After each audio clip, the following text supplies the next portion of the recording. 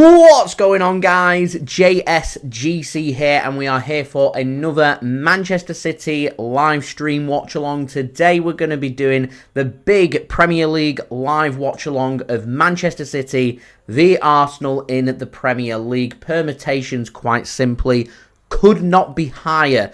Arsenal must win this game. Manchester City must win this game.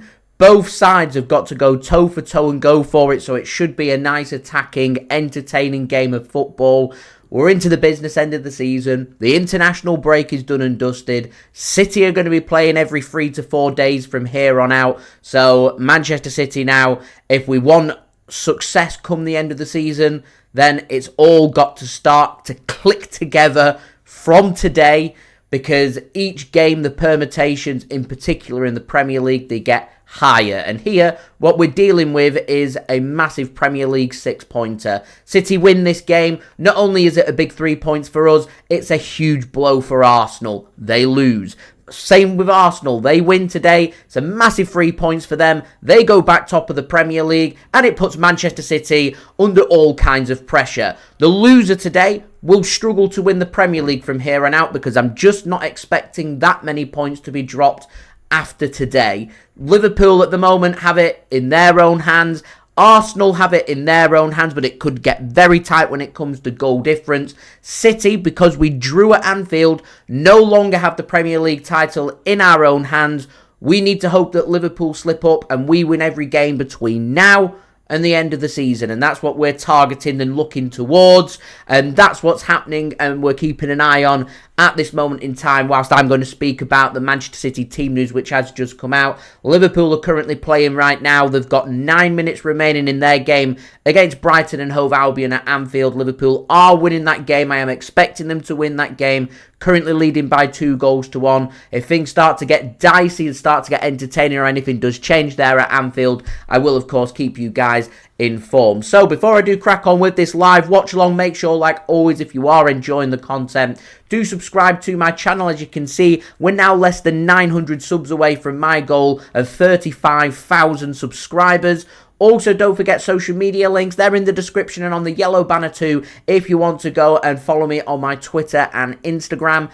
TikTok link also in the description if you want to go and follow me on there. Email also in the description too, and on the yellow banner as well if you want to hit me up for any sponsorships for any videos or any general business inquiries. Also, don't forget as well to leave a thumbs up. We are aiming for 100 likes. Already made a great start to our goal. More than a quarter of the way there. We're on 27 likes. We've got just, 73 likes to go to 100 likes. So any help towards that would be great. Also, don't forget as well to leave your thoughts in the live chat. I want to say big up to Nadir for tuning in. Says, more nervous for this game than I was at Anfield. The permutations are just getting bigger. I think when you get into these big games, it's only natural to feel nervous. We know that Arsenal are a good side. We know we've got big games coming up in the Champions League against Real Madrid. We know that they're a good side, so there will be nerves, and it's natural to be nervous when you've got good teams and the must-win games for Manchester City. But I do firmly believe that Manchester City have what it takes, in particular today, to win this game, to keep our title hunt very much on track and deal a little bit of a blow to Arsenal as well. Hopefully that's what will happen by the time we get to 6:30 PM BST today. That's right, today, the first day of British summertime, and hopefully a bit of nicer weather just around the corner as well. Anthony, thanks for tuning in. Much appreciated. Edmund as well, thank you for tuning in. Much appreciated. Daniel, thank you for tuning in. Much appreciated as well. Going for a 3-1 victory for City, so do remember, get your score predictions in the live chat and where you're tuning in from as well. I've got a poll running. Currently, 81% of you guys thinking Manchester City win today, 10% going for an Arsenal win, and 10% thinking it's going to be a draw. So do get your vote in on the poll. That would be great. Raheem going for a 2-0 victory today for Manchester City, going for goals for Kevin De Bruyne and Erling Haaland. Stu, thanks for tuning in. Much appreciated. Yes, JSGC live watch-alongs very much back. We've not done one in 3 weeks. So I do want to apologise for not doing a live watch-along for the game against Newcastle in the FA Cup. But we're back today. Got a live watch-along. We've got a live watch-along on Wednesday as well against Aston Villa for you guys to enjoy and from there as well. So do stick around. And Daniel, thank you very much for leaving a thumbs up. Says he was like number 28 and we're now up to like 30 and we've got 70 likes to go to 100 likes. So any help towards that would be much appreciated. So I wanted to say a big thank you to today's video sponsor, which is brought to you by SofaScore. They're going to keep you guys up to date with all of what's happening with the latest scores in the Premier League throughout England, throughout Europe and around the world. It's a free app to download, so anybody that uses the QR code on screen or alternatively uses the link in the description, that will take you to the download page to download the free SofaScore app. Anybody that does download the free SofaScore app using my link does help to support the future content created here on my channel. SofaScore is going to be helping me today to provide all the build up to this game as well as my half-time and full-time analysis. SofaScore, as I said, are going to keep you guys up to date with all of what's happening, with all the latest scores for you guys to enjoy. I particularly like SofaScore because it's not just football on there. You've got all the sports that you guys like to follow. You don't have to keep going to the different apps to find the latest scores. They're all in one place on SofaScore. Do go and check it out. Links and details there in the description and also in the live chat. Alternatively, use the QR code on screen. So I do have my SofaScore promo video, which I'm just going to roll for you guys right now.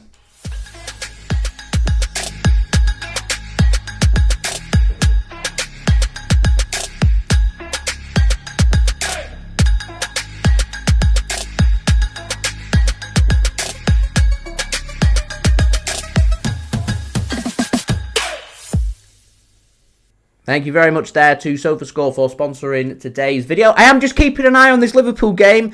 Adam Lallana just went inches away from finding a late equaliser for Brighton at Anfield.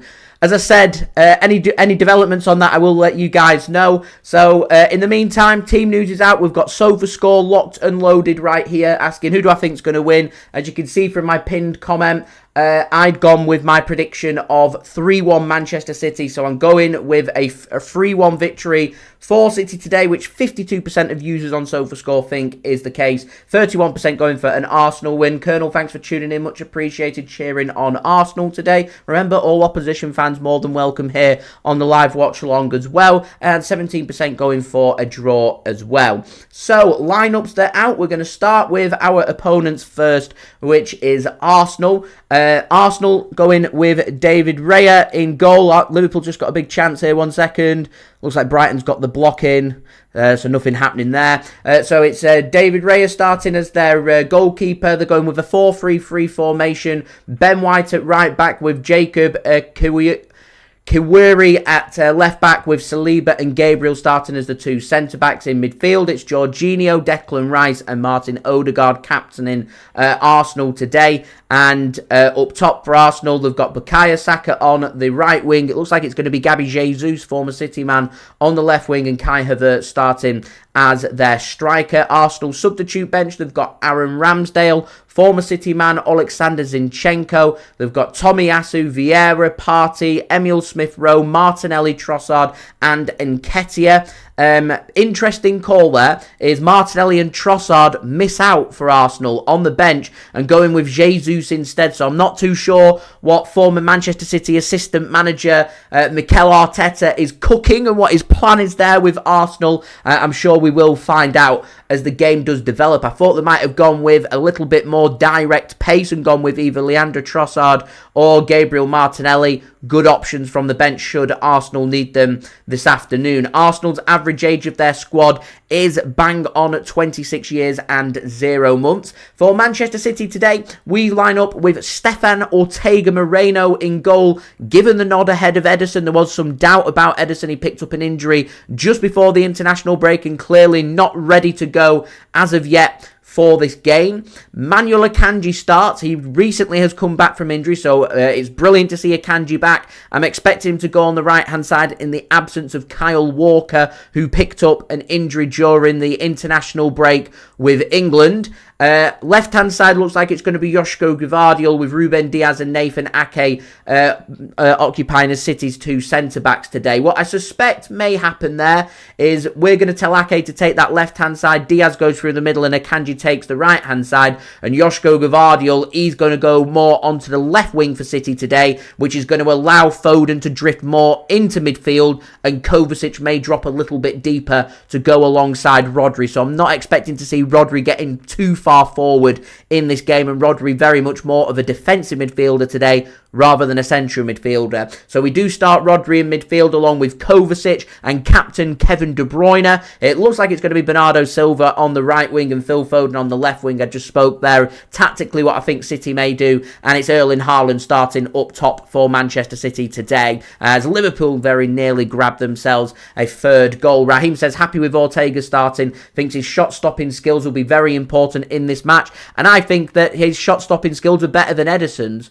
Ederson's a quality goalkeeper. His distribution is wonderful. I think he's one of the best goalkeepers that Manchester City could have in our squad. But I think Ortega-Moreno is also a key, important player, and I more than trust him to do a really good job today for Manchester City. He's given the nod. Ederson not in the Manchester City squad today, obviously not deemed fit enough. It's great, though, to see John Stones on the bench, so hopefully it won't be too long before we get him back, and John Stones' injury clearly not as serious as first thought, which is a big thumbs up from me. Scott Carson on the bench for City today. John Stones, Matheus Nunes, Rico Lewis, I think unlucky to miss out.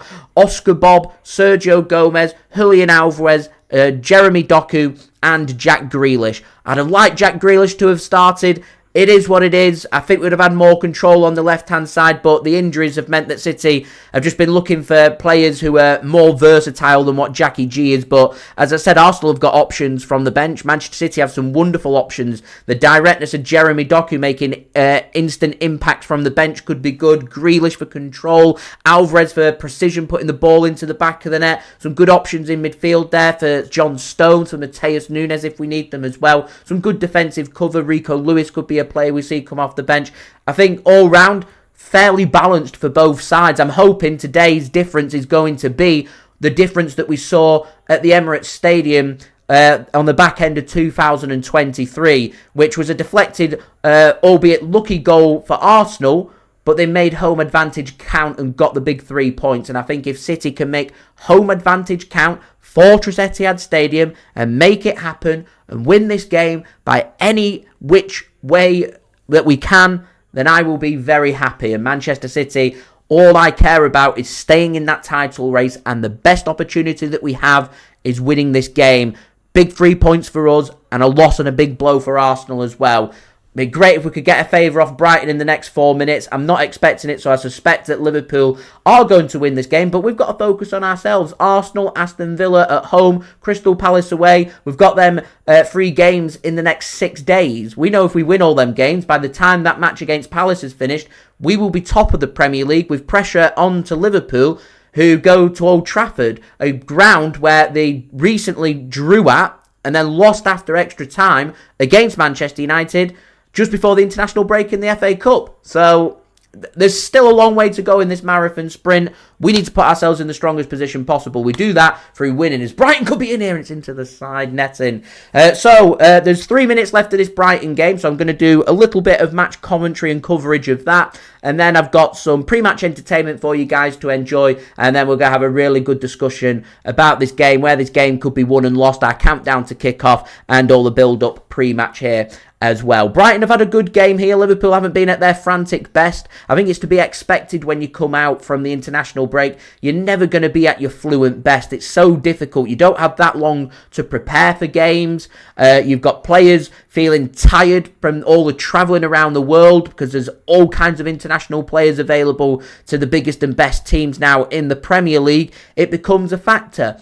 It'll be difficult today for Arsenal. It'll be difficult for Manchester City today. I'm not expecting a really fluent game. What I do want is a really clean, professional performance. And if we can find a way to link it up and we can have consistent 8, 9, 10 out of 10 performances from everybody, as long as we link together as a team, and most importantly, clinical and not taking or doing anything too risky, I think we can make home advantage count today, and I think we can win this game. They're my thoughts. 3-1 Manchester City. Get your score predictions, guys, in the live chat. Let me know where you're tuning in from around the world as well. And thank you, everybody, for tuning in so far. Don't forget to leave a thumbs up. Now, 66 likes away from 100 likes. Do subscribe as well, and do check out today's video sponsor, which is brought to you by SofaScore. Just going to roll the promo video very quickly.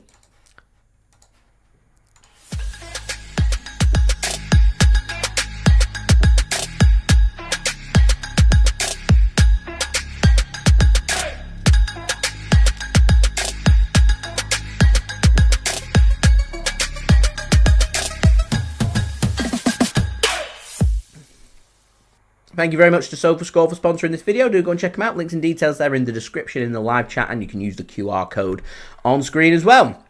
So, Brighton very nearly gave away a cheap corner. They've done really well to get possession there. They need to get it up, though, because they're right next to their own goal here, and Liverpool leading by 2-1. Brighton look all over the place here. Salah goes for a shot, just dragged wide. I think they were just saying that Salah's had 12 shots in this game. He's not scored. Did he score the second? Who scored the second? Let's have a look. It was Mo Salah with the second goal. Yeah, he's had an astonishing 12 goals. He's not had his shooting boots on today. Hence, Brighton are still in this game. And that's worked really well here to Valentin Barco. He was linked with a move to Manchester City, of course, in the January winter window. Brighton have managed to keep hold of possession, so they've got everybody inside the Liverpool half. There's about 30 seconds, plus maybe an extra 30 seconds to add on for a bit of time wasting going on in added on time. Liverpool do well to get the ball back there. Harvey Elliott just works it back to Connor Bradley, and Liverpool here have got a bit of space to work with here. Brighton need to try and get everybody back. Liverpool, I think, just happy to take the sting out here and not do anything stupid, like give away a free kick. It looked like he went right through the Brighton player there. Referee chooses not to give a free kick. So we're through the 6 minutes that have been added on. How long's the referee going to add on is the question here. It looks like Liverpool have done enough to pick up the 3 points, and this is it when you get to the title race. It's not about how you play. It's not about what score you're winning by. It's about winning games. The concern that Liverpool, I think, will have here is it's a home game, a game that they're expected to win. Their goal difference is far worse than Arsenal's. That if Arsenal spring a surprise on City today and beat us, I could argue a case that Arsenal may be a title favourites, because I think their fixtures are easier than Liverpool's. And there is the final whistle. Then I said they'd add on 30 seconds just for a bit of time wasting. It's job done there for Liverpool. They pick up a big 3 points there at Anfield. So they go back to the top of the Premier League and put all that pressure onto Arsenal. And going back onto what I was saying before this Liverpool game had even kicked off, we knew this was already a must-win game for Manchester City. The only way it became a must-win game for Arsenal was Liverpool winning, and that's what Liverpool have done. It's no surprise to anybody. I think my only surprise here is Liverpool haven't won by more. But all they'll care about right now is getting them 3 points and hoping that both City and Arsenal drop points today. A draw is a Liverpool win. It's as good as a Liverpool win today for them. Manchester City or Arsenal win today, all of a sudden, this is the point I was trying to make in my preview, and I think it got lost on some people, is it becomes a two-horse race as far as I'm concerned. When you're relying on two teams to drop points between now and the end of the season, after today, there's 9 games left. I just don't see Liverpool and or Arsenal and or Manchester City dropping 4 points. I just don't see it happening. And because of that, I think it becomes a two-horse race. So, it's a huge game for Arsenal. It's a huge game for Manchester City. Liverpool will be rubbing their hands right now saying, phew, job done, pressure onto them, see what today brings. Today is a huge day in the title race, and if Manchester City lift the Premier League in May, we will come back to these big games against the top 6 sides in the Premier League, these games that, so far this season, City haven't been that good in. That has to change today. It really does have to change. We cannot continue to drag and pull ourselves along to the end of the season, because it won't be enough to win the Premier League. We need to start hitting the ground running. We need the big performances and the big wins, these pivotal turning points. Huge game today against Arsenal.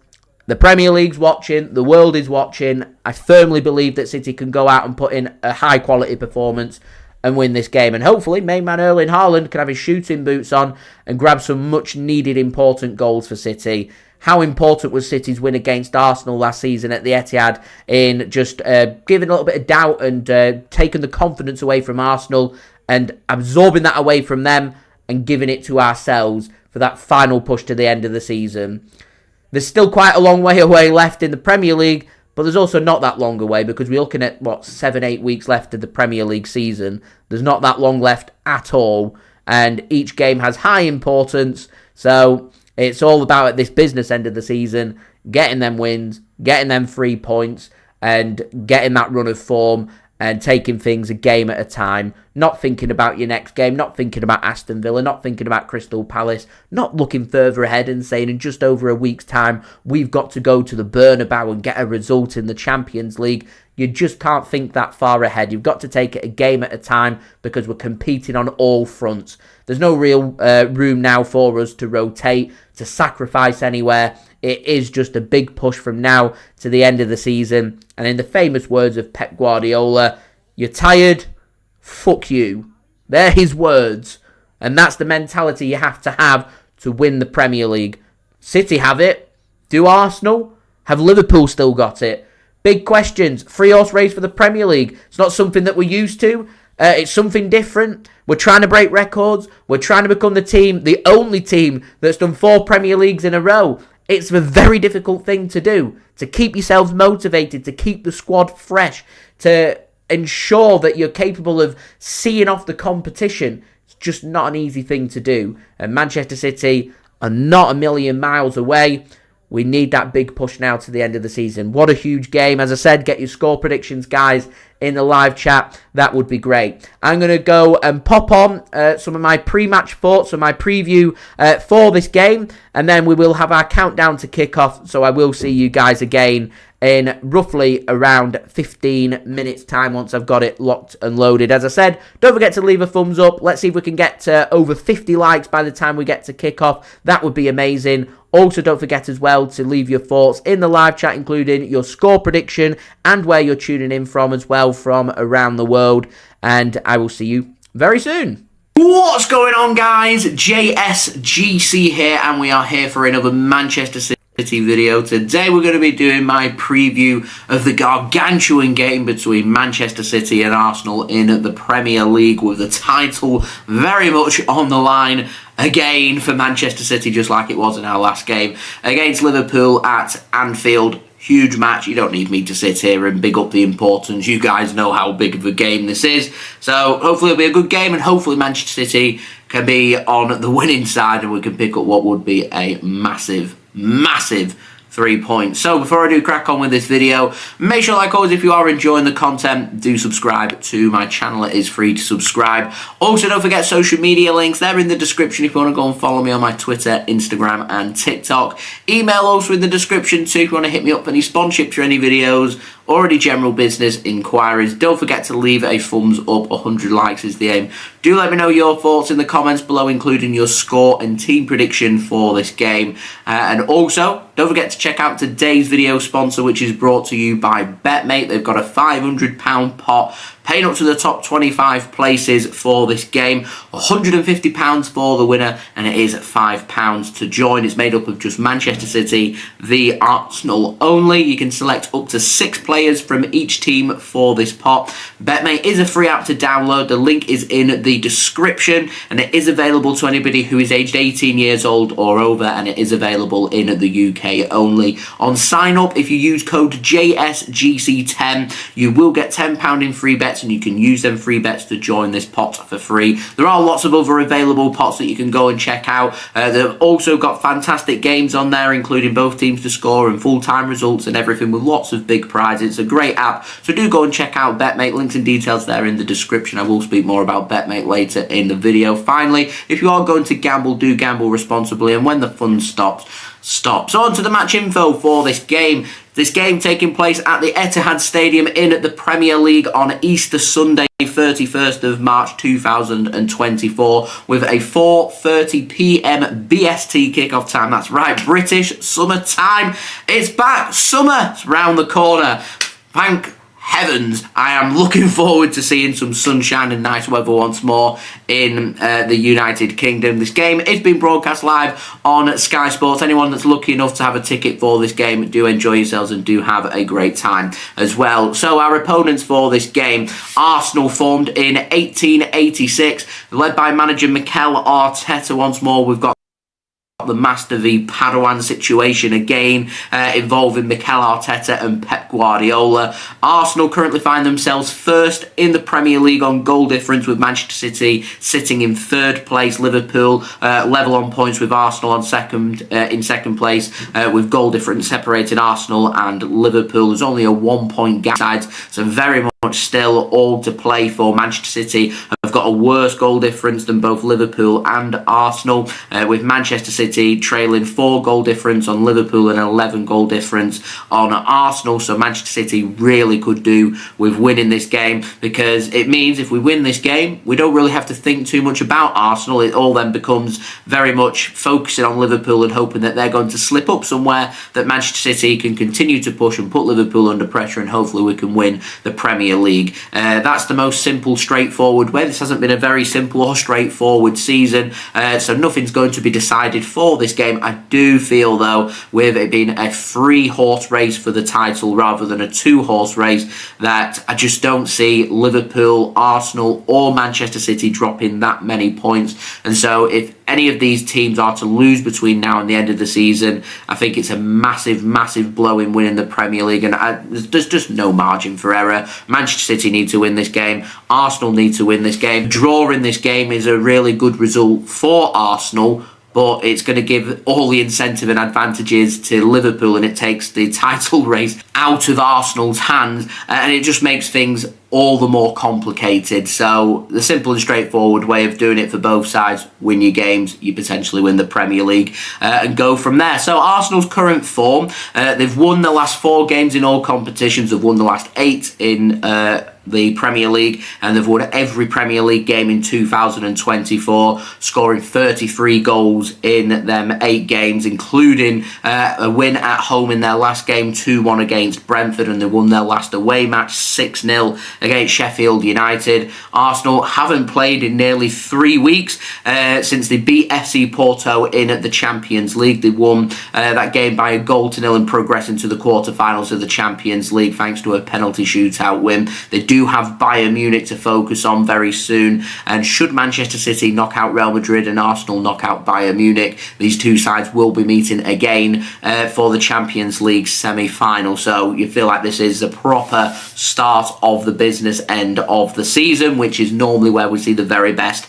out of Manchester City. Now, in terms of Arsenal's dangers, pretty much everywhere on the pitch, they've got a very good team. Their attack, to me, is their main asset. Players like Trossard, Martinelli, Saka, Havertz, Jesus, Odegaard, they've got some really good options. Got good options in midfield, Jorginho, Declan Rice as well. They've got a good defence too. Ben White in good form and fresh from not playing with England. Gabriel, Saliba as well. You've got options like Tomiyasu or Zinchenko or Kiowa starting at left back. To me, that left-hand side, I think, might just be the weakness that City could target for this game. We'll see. As I said, Arsenal's got a very good squad, so for City to win this game, it's going to take Manchester City to put in a 10 out of 10 performance. In terms of injury news, it's just Timber missing for Arsenal. I'm expecting everybody else to be back for them, including Gabriel, Saka, Martinelli, who all had knocks over the last 14 days during the international break, and I'm expecting them to be good to go for this match. So Arsenal, they'll go with a 4-3-3 formation. Raya in goal. They'll go with a back four made up of White on the right-hand side, and I think it'll be Kiowa giving the nod on the left-hand side, with Saliba and Gabriel starting as their 2 centre-backs, then Jorginho and Declan Rice in that little 2-man midfield, with Odegaard playing behind the striker, which I suspect is going to be Kai Havertz, with Saka going on the right wing and Martinelli on the left wing. Now, Manchester City, we're led by manager Pep Guardiola, currently find ourselves third in the Premier League, 1 point behind Arsenal and 1 point behind Liverpool. We've won won 19 of our last 22 games in all competitions. We're unbeaten in 22 games in all competitions as well. So you're seeing two very informed teams here going toe for toe. So at the Etihad Stadium, we lost against Arsenal in the return match earlier in the season, thanks to a late deflected goal for Arsenal at the Emirates Stadium. So they've already picked up and taken 3 points off us. We need to do the same, so we need to win this game. And I could argue that City probably under more pressure heading into this game than Arsenal, mainly because Man City must win this game, and we're at the Etihad Stadium in front of our own fans, so we need to make it count, and we need to start pushing on from here. We could do with winning every game between now and the end of the season. I think that will be enough to win the Premier League, but if it's not, then we'll just have to take our hats off to Liverpool and say, we've done this title race before, where we've had to win and go on a big streak at the business end of the season with so many big games and cup finals and things going on, that when you're able to fend off competition and going on incredible runs to do so, you've just got to respect that. And I would say that Liverpool, Arsenal, Manchester City, there's a lot of mutual respect out there in terms of the quality on the pitch. We're looking at three fantastic teams going toe for toe for the Premier League, and that's the joy of the Premier League. It could go anyway. Man City do know what it takes to win the Premier League from this position. Have Arsenal learnt the lessons? We're going to find out in this game. Now, Manchester City, we last played in the Premier League against Liverpool. We drew 1-1 at Anfield. We did play Newcastle just before the international break in the FA Cup. We won that game at the Etihad by 2-0. That sent us through to the semi-final of the FA Cup and set up a date at Wembley with Chelsea and Manchester City. We have dangers everywhere on the pitch. We do, though, have some injury news. So I'm going to start with the positives. Jack Grealish trains, should be good to go. Ederson, he trains, should be good to go for this game. They're both in contention. Haaland got a little knock over the international break. He's okay, he's trained, he should be starting in this game. Akanji was a doubt, but it's a big bonus this for City that he's also trained and available for selection. Matheus Nunes as well, he trains, available for selection. KDB looks like he's okay and trains, and he should be starting in this match as well. We do have a downside, however. Kyle Walker and John Stones both got injured with England. I've already ranted about that. Kyle Walker's injury is thought not to be too serious, but he doesn't train and won't feature in the squad for this game as confirmed by Pep. And the same with John Stones. Hopefully we'll have both them players back sooner rather than later. Both not fit enough here for this game against Arsenal. I imagine Man City will be keeping one eye on the Real Madrid game in the Champions League quarter-final for both their fitnesses. So hopefully we'll have them back sooner rather than later, and hopefully nothing too serious. So I'm going to pop up my team prediction now, and I think I would go with Ederson in goal. I'd have no problem with Ortega-Moreno starting this game if Eddie wasn't fit, but if Eddie's fit, go with your strongest team. That means Ederson starting in goal. I'd go with a back three. I'd go with Akanji on the right hand side, Diaz through the middle, and Nathan Ake on the left hand side. And then my midfield, I'd go with Rodri, Kovacic, Foden and De Bruyne, with Bernardo Silva out on the right wing, and that could alternate with Phil Foden or De Bruyne going onto the right wing, so you can always alternate between the wingers and also into central midfield. I'd start Jack Grealish for some control on that left hand side if he's fit to go, with Erling Haaland starting up top. It means you've got some good options on the bench for City. Doku, Alvarez, Bobb, they're the attacking options. Nunes, Lewis, Gomez, they're options in midfield for Manchester City. Not too much depth there. Lewis and Gomez also providing some defensive cover as well, along with Josko Gvardiol. I wouldn't rule out Josko Gvardiol starting this game, but I think with not having Stones or Kyle Walker available on that right hand side, and Akanji is available, obviously I wouldn't, if it weren't such a big game, I'd probably say just alternate a little bit at the back and start Rico Lewis instead, but I think this is too big of a game for City to take the risk, so I think they'll take the risk with Akanji and hope that his fitness is good to go. So in terms of my score prediction, I'm going to go for a 3-1 victory for Manchester City. Manchester City's record against teams, top teams in the Premier League this season, it stinks. We need to do something about that, and I think they will. I think City are going to win this game and going for a 3-1 victory for Manchester City. And as I said, when the pressure is on, it's normally very much the time where you see the very best out of Manchester City, and hopefully we can go and do so. We're looking for performances that we saw last season against Arsenal at the Etihad, against Bayern Munich, against Real Madrid, these big games where you saw Manchester City right at their very best. That's the standard that we're looking for. If we hit that standard, we win this game. If we don't hit that standard, we're going to drop points. It's as simple as that. Arsenal are a very good side. We want to beat them. We have to play a very good game of football. Now, in terms of my betting tips, I'm going for Phil Foden to score any time. I'm backing 50 plus yellow card points in this game, and also Gabriel yellow card any time. Finally, I think this is going to be both teams to score. Moving on to today's video sponsor, BetMate. Remember, £500 pot rolling for this game, £5 entry fee. Links and details there in the description. Remember, use code JSGC10 on sign up. You get £10 in free bets, and you can use them free bets to join this pot for free. 6 players per team to choose from. Pot code FF-MCI-ARS. My team, I'm going to go with Raya in goal, and I'm going to go with Eddie on the bench. I'm going with Saliba and Ake as my 2 defenders, with Diaz on the bench. Going with Rice and Phil Foden as my 2 midfielders, with Phil Foden my vice captain, and Odegaard on the bench. It was a tough call, that. And then up top, I've gone with Erling Haaland, my captain, and Jack Grealish, and I've gone with Kai Havertz on the bench. As I said, BetMate's links and details there in the description. Do go and check them out. That would be much appreciated. Next up for Manchester City, we play 4th place in the Premier League, Aston Villa at home on Wednesday night. For Arsenal, they're at home as well, taking on Luton Town also on Wednesday night, as Premier League games and games in general now just going to be coming thick and fast. City will be playing every 3 to 4 days from now until the end of the season. And on a final note, it really is nice to have football back after a rubbish international break. Proper football is back. Manchester City are back. The games couldn't be bigger. What a massive way to go, a move away from massive March, and we spearhead into astronomical April. Really looking forward to it. Hopefully, as I said, fingers crossed, it will be 3 points for Manchester City. So there we go. That has been the video. I hope you enjoyed the video. If you did enjoy this video, do leave a thumbs up. 100 likes is the aim. Do let me know your thoughts in the comments below, including your score and team prediction for this game.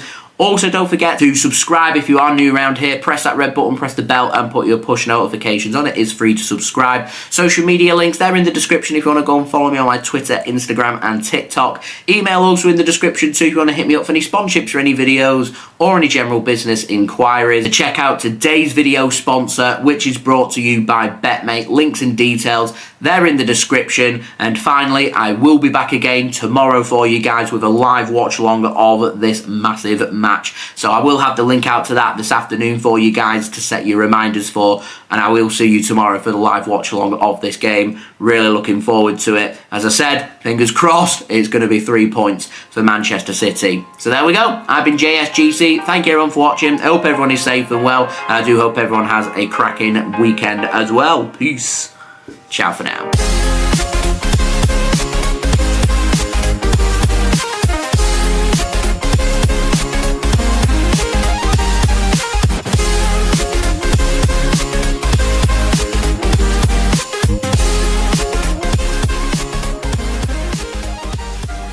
And that tees things up very nicely for Manchester City v Arsenal. We've had the team news, so I want to be able to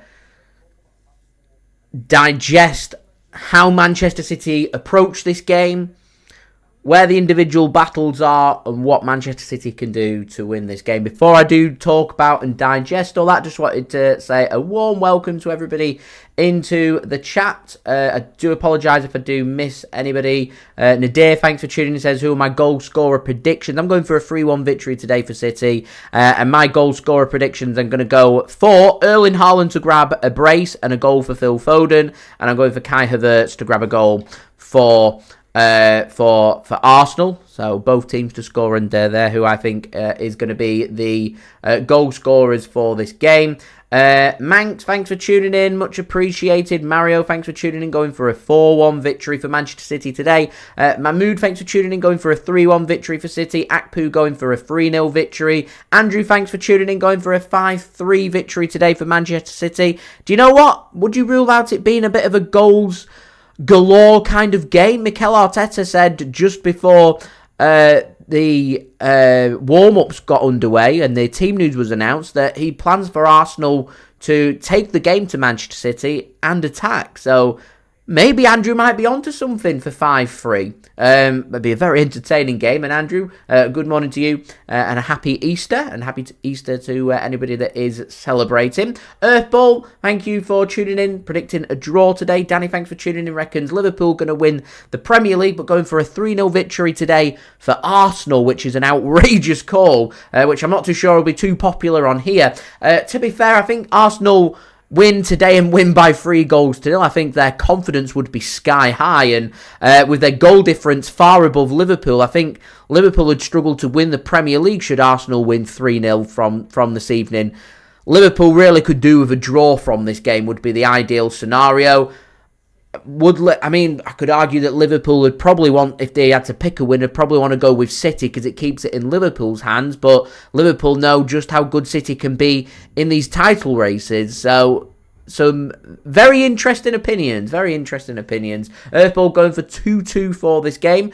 John, thanks for tuning in. Much appreciated. Says he can't stay too long. No problem. But thank you for tuning in. Much appreciated. Mixed Sid, thanks for tuning in. Much appreciated as well. Daniel, thanks for tuning in. Says Arsenal front three doesn't scare me. I'll speak more about the Arsenal front three in 1 second. Daniel also reckons Kevin De Bruyne is going to have a good game. Daniel also going for Gareth Southgate out. Picking John Stones and Kyle Walker for needless friendlies. I've already done my rant on that. Not going to talk about that anymore. In fact, I'm not going to talk about England or Gareth Southgate until we get to the European Championships. Dave, thanks for tuning in. Says, best of luck to my second favourite team. Come on, City. Much appreciated, Dave. Thanks for tuning in. Amelia, thanks for tuning in. Going for a 3-1 victory. Matching me as well with a 3-1 victory for Manchester City. John going for 7-1 for Manchester City.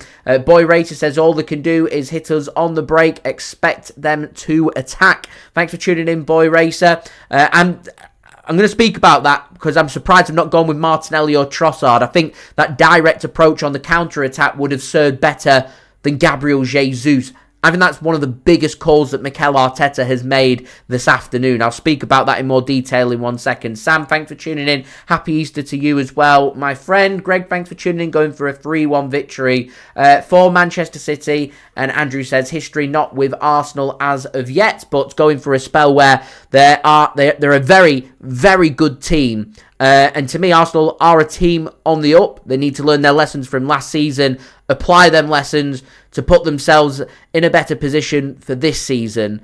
And as I've always said, I rate Mikel Arteta. I think he's a wonderful manager. I saw it when he was at Manchester City. I think Manchester City were at their best when we had Pep and Mikel Arteta here. Mikel Arteta is a brilliant manager. It doesn't surprise me at all that he's taking Arsenal from strength to strength. All he needed was investment, backing and time. That's what Arsenal have done. Arsenal now are reaping the rewards of that. Quarterfinals of Champions Leagues, potentially getting to the semi-final, maybe the final, who knows. Competing in Premier League title races. He's put Arsenal back on the map. He's made Arsenal more well-respected. And for Man City to beat Arsenal today, maybe I'm being too respectful, but I always respect our oppositions. I respect what I see.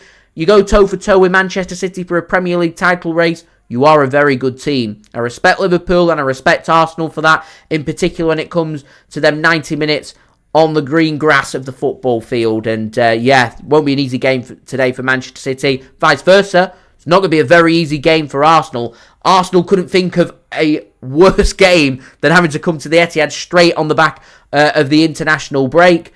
City need to apply ourselves and we need to go out there and win. Dad, thanks for tuning in. Going for a 2-1 victory today for Manchester City, which is brilliant. I will take any which way to win for City today would be a brilliant result. So guys, don't forget, leave a thumbs up. Now just 8 likes away from being halfway to my like goal of 100 likes. Any help towards that would be much appreciated. Do subscribe as well if you're new around here. Social media links, they're in the description if you want to go and follow me on my Twitter, Instagram and TikTok. Email also in the description too if you want to hit me up for any sponsorships for any videos or any general business inquiries.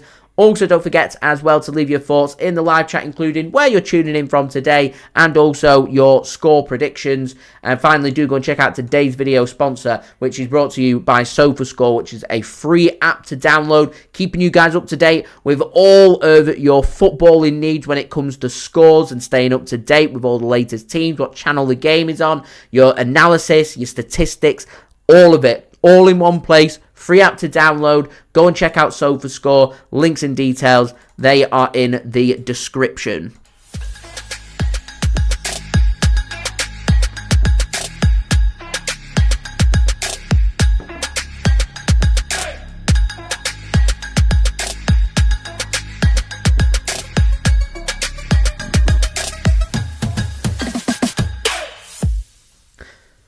Thank you very much there to SofaScore for sponsoring this video. Do go and check them out. Links and details there in the description, also in the live chat, or use the QR code on screen. Earthball, do I reckon the title race will go to the final day of the season? It stays as tight as it is right now.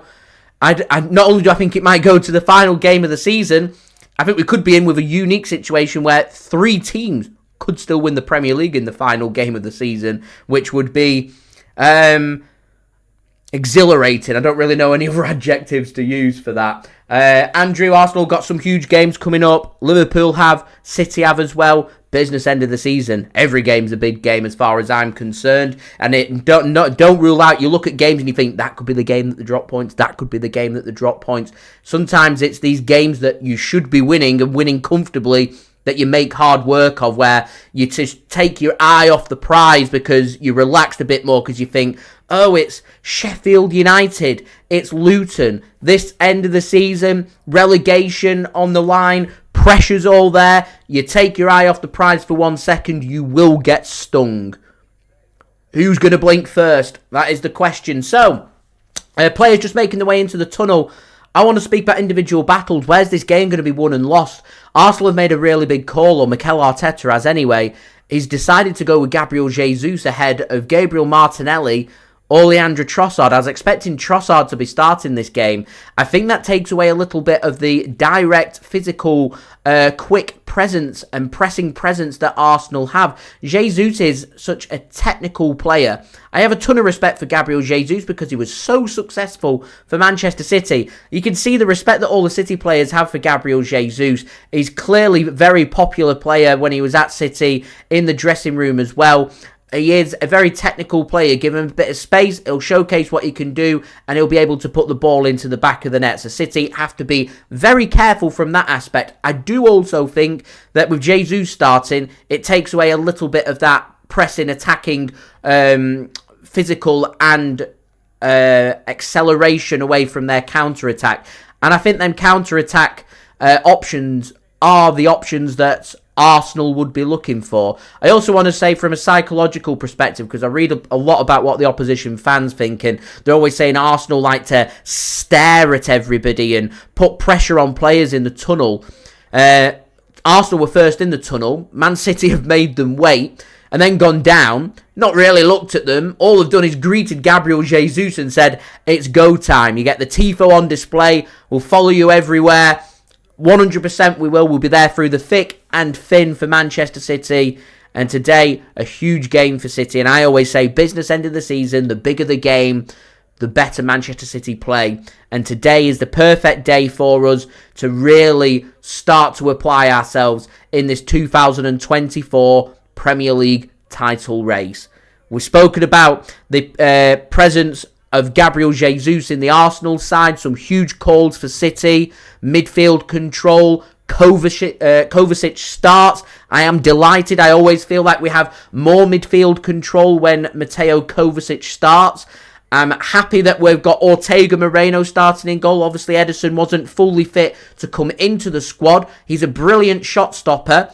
We've got lots of players out there who are more than capable with their distribution. Ortega-Moreno's first and only job today, keep a clean sheet. Keep that ball out of the back of the net. And Ortega-Moreno, to me, pound for pound, shot stopping, he's better than Ederson at it. I am not concerned that Ederson's not in the squad today. I think he's a quality goalkeeper. Ortega-Moreno is also a quality goalkeeper. So I am not concerned at all that City's number 2 is in goal today. Akanji fit, that's huge.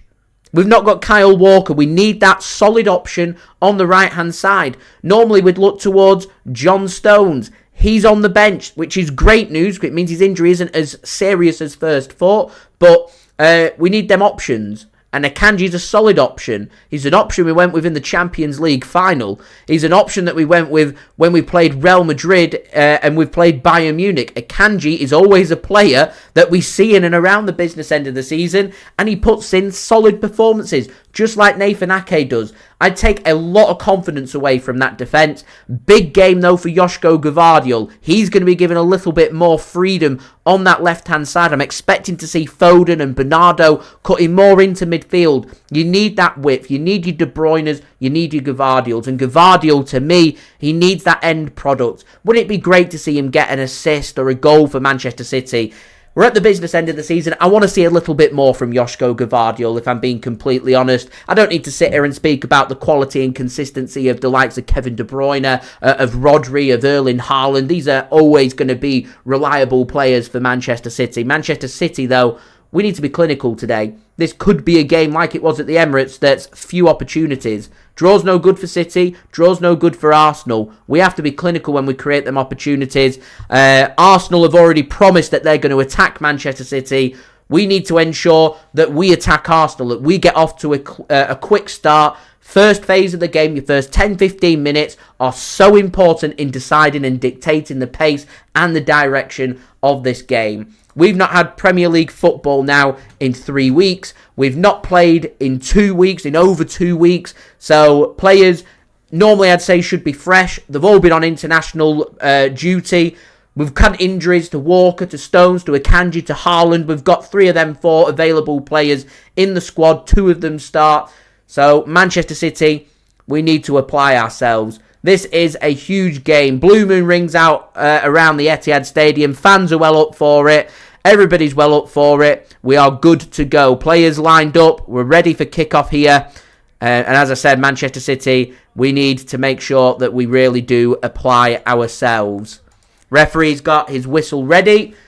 Arsenal are ready to get us underway. And we do have kickoff. Arsenal attacking from right to left. City attacking from left to right. Arsenal send the ball forward first and choose to push everyone forward. So Arsenal are looking for that quick start, and that should be a throw-in for Manchester City. And he's given it to Arsenal. Already a controversial decision out there. Nadir, thanks for tuning in. Issa thanks for tuning in. Much appreciated. Julia as well. What a legend. Thank you very much to everybody for tuning in. Right, guys, we're 52 likes away from 100 likes. Any help towards that would be much appreciated. Do subscribe as well if you're new around here. Press that red button, press the bell, and put your push notifications on. And do go and check out today's video sponsor, SofaScore. Links and details, they are in the description. So, Arsenal send it forward. Poor ball forward, that from Gabriel, straight to the chest of Josko Gvardiol, and Manchester City will intercept and will look to push forward now from here. Here is Ruben Dias then, just works it back to Ortega-Moreno, to Rodri, pivoting, dropping into space. Dias once more. Ortega-Moreno takes a touch, may have to send this long. He does send this long. Can he find his man?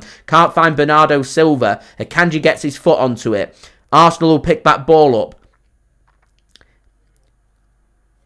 Kivior then just distributes it over to Odegaard. Odegaard, very unlike Martin Odegaard, he's having a very good season once more. Captain for Arsenal as well. Just gives the ball away there, and Manchester City can just work the ball into space and assess again. Through a minute and a half here. Arsenal probing, trying to ask questions. Manchester City, more than a match right now at these early stages, and that's a good pass from De Bruyne, and Foden threads the ball through to Haaland, keeping himself onside into the penalty area. It's a pen! It's got to be a pen! Now the flag goes up. Haaland was offside. Haaland does like to keep himself onside. It'd be interesting if he is onside. He's not onside, so the interesting question doesn't have to be there as to whether that may have been a penalty for Manchester City. Very un-Erling Haaland to stray offside.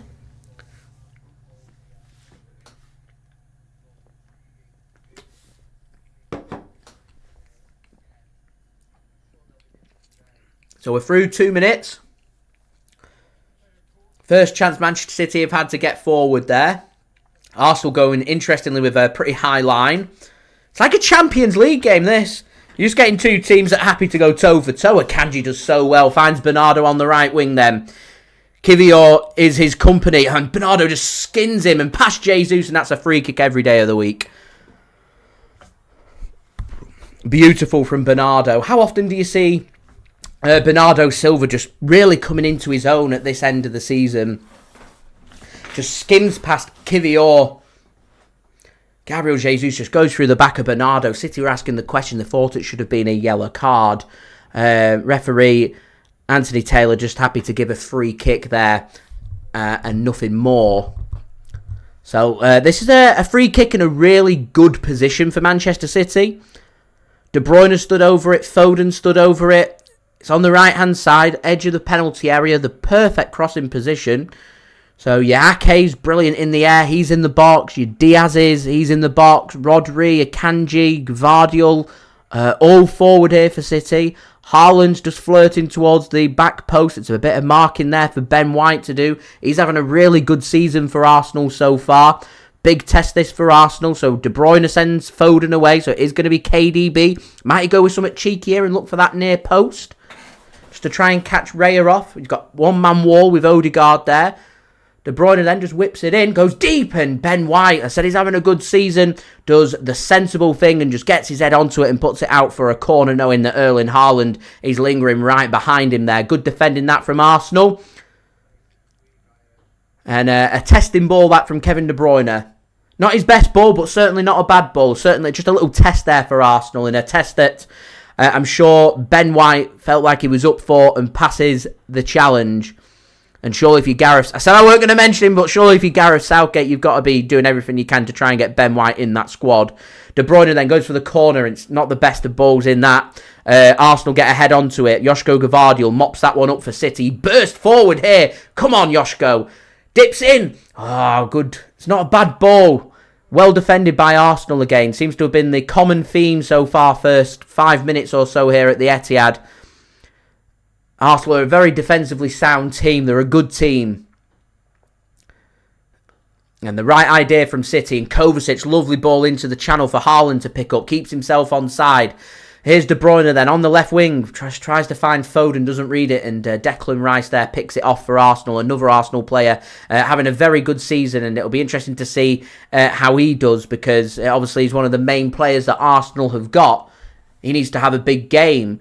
Keeps getting compared with Rodri. Well, Rodri's been there, done that, worn the T-shirt for Manchester City. Declan Rice has got to do the same, and he comes with a very hefty price tag as well.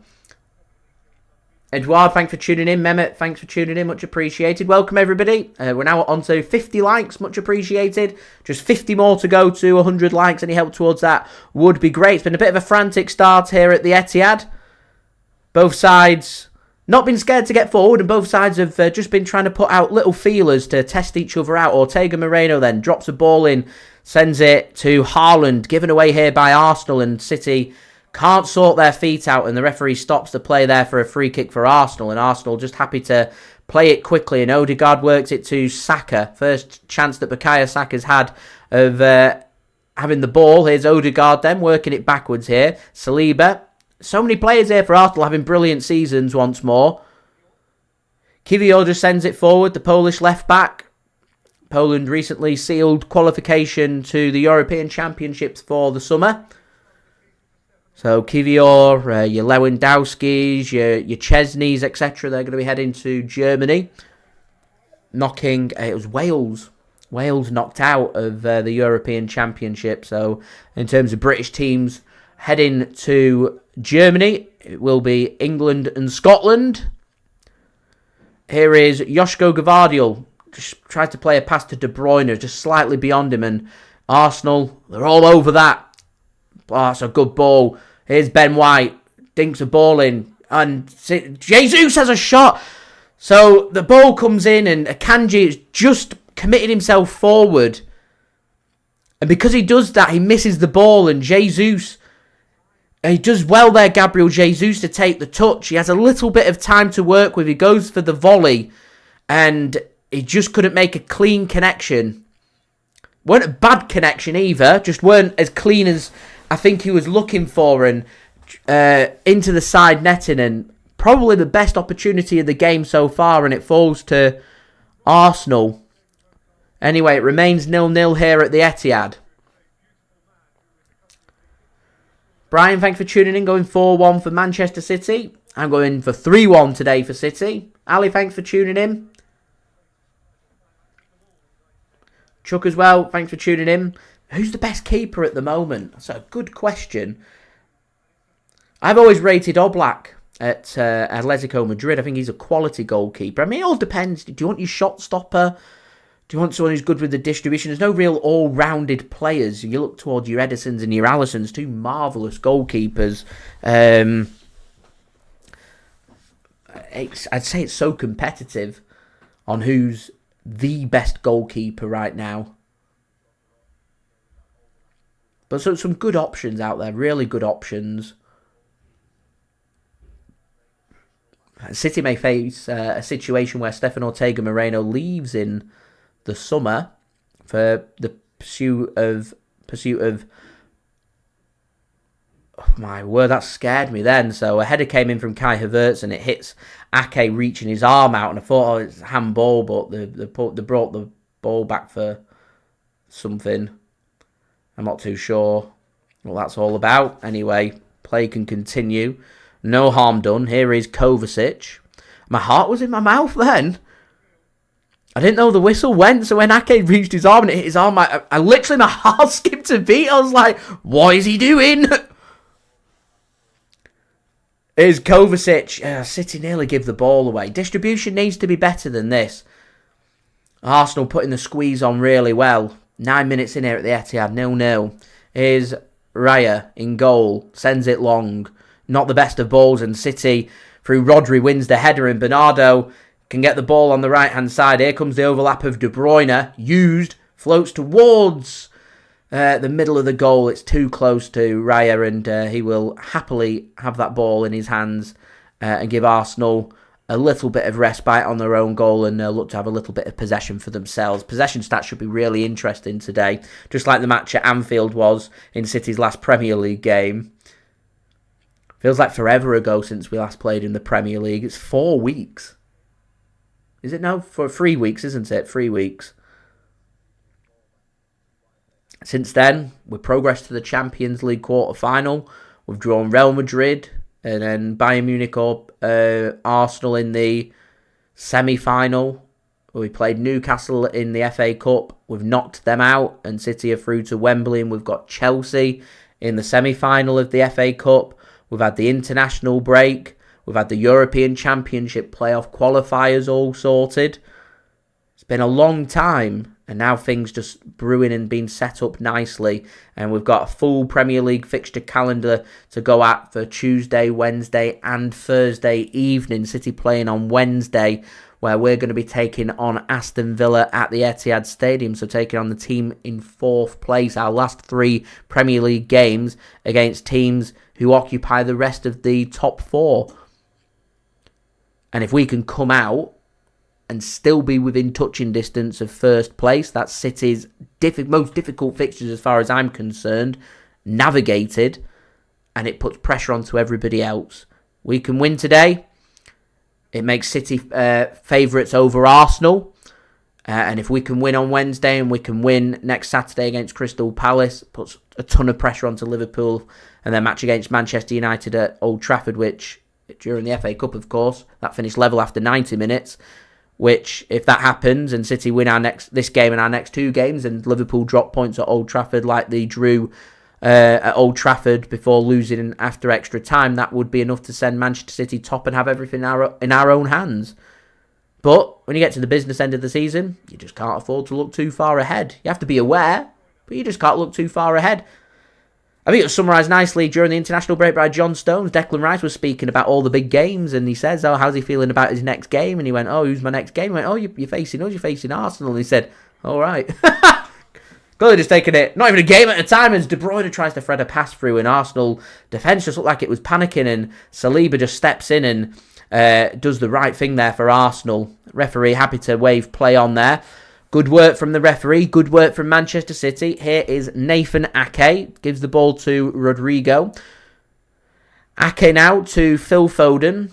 We are seeing Foden drift more into the centre and Gvardiol taking that space on the left wing for City. As I said, could be a useful outlet for City, so it would be good to see him pop up and be in space, put himself forward for scoring goals or grabbing assists as a tame ball comes into the box there from City, which Ben White's happy to put his chest onto, and David Raya happy just to pick that up and slow the pace of the game down. So thank you everybody for tuning in, much appreciated. Do vote on who you think is going to win this game in the poll. Also, don't forget as well to subscribe. And do go and check out today's video sponsor, SofaScore. Links and details there in the description. Julia says, or meant to say, the Brentford equaliser was amusing. Brentford, of course, faced Manchester United. United thought they'd won it through a very late Mason Mount winner last night. And then Brentford pop up at the other end and come away with, I want to say it's a deserved point for Brentford. I felt like Brentford deserved to win that game. Brentford, when they're on it, are a very good team. They've just lacked incredible consistency so far this season. Incredible consistency. There's times when I've watched Brentford this season and they have been inept, and I really mean inept, to a point where during private conversations with my friends and family, I've said that Brentford, I feel, are a team that genuinely could go down. They're also capable of going toe-for-toe with some of the best teams and holding their own and picking off results. I don't know what to make of them. I don't think they're going down, by the way. I think they're too strong. I think the teams down at the bottom are maybe a bit too weak. Luton keep flirting and threatening a really good result, but getting draws and not wins. Nottingham Forest having the points deduction and Everton having the points deductions further complicated things. I think Bournemouth done really well to pull themselves out of bother. Here's Gvardiol then. Put a ball in. Oh, he's twisting and turning Bukayo Saka there. And Saka, to be fair, does really well. Sticks with him at the expense of a corner.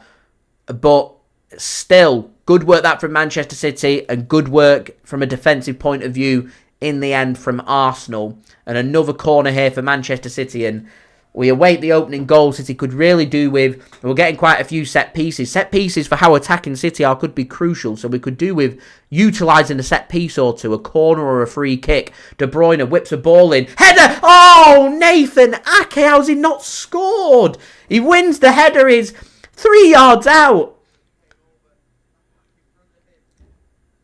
How's he not scored? Raya just there in the right place at the right time. I thought that was going to go. I really did thought that was going to go. What an opportunity. What an opportunity for Manchester City.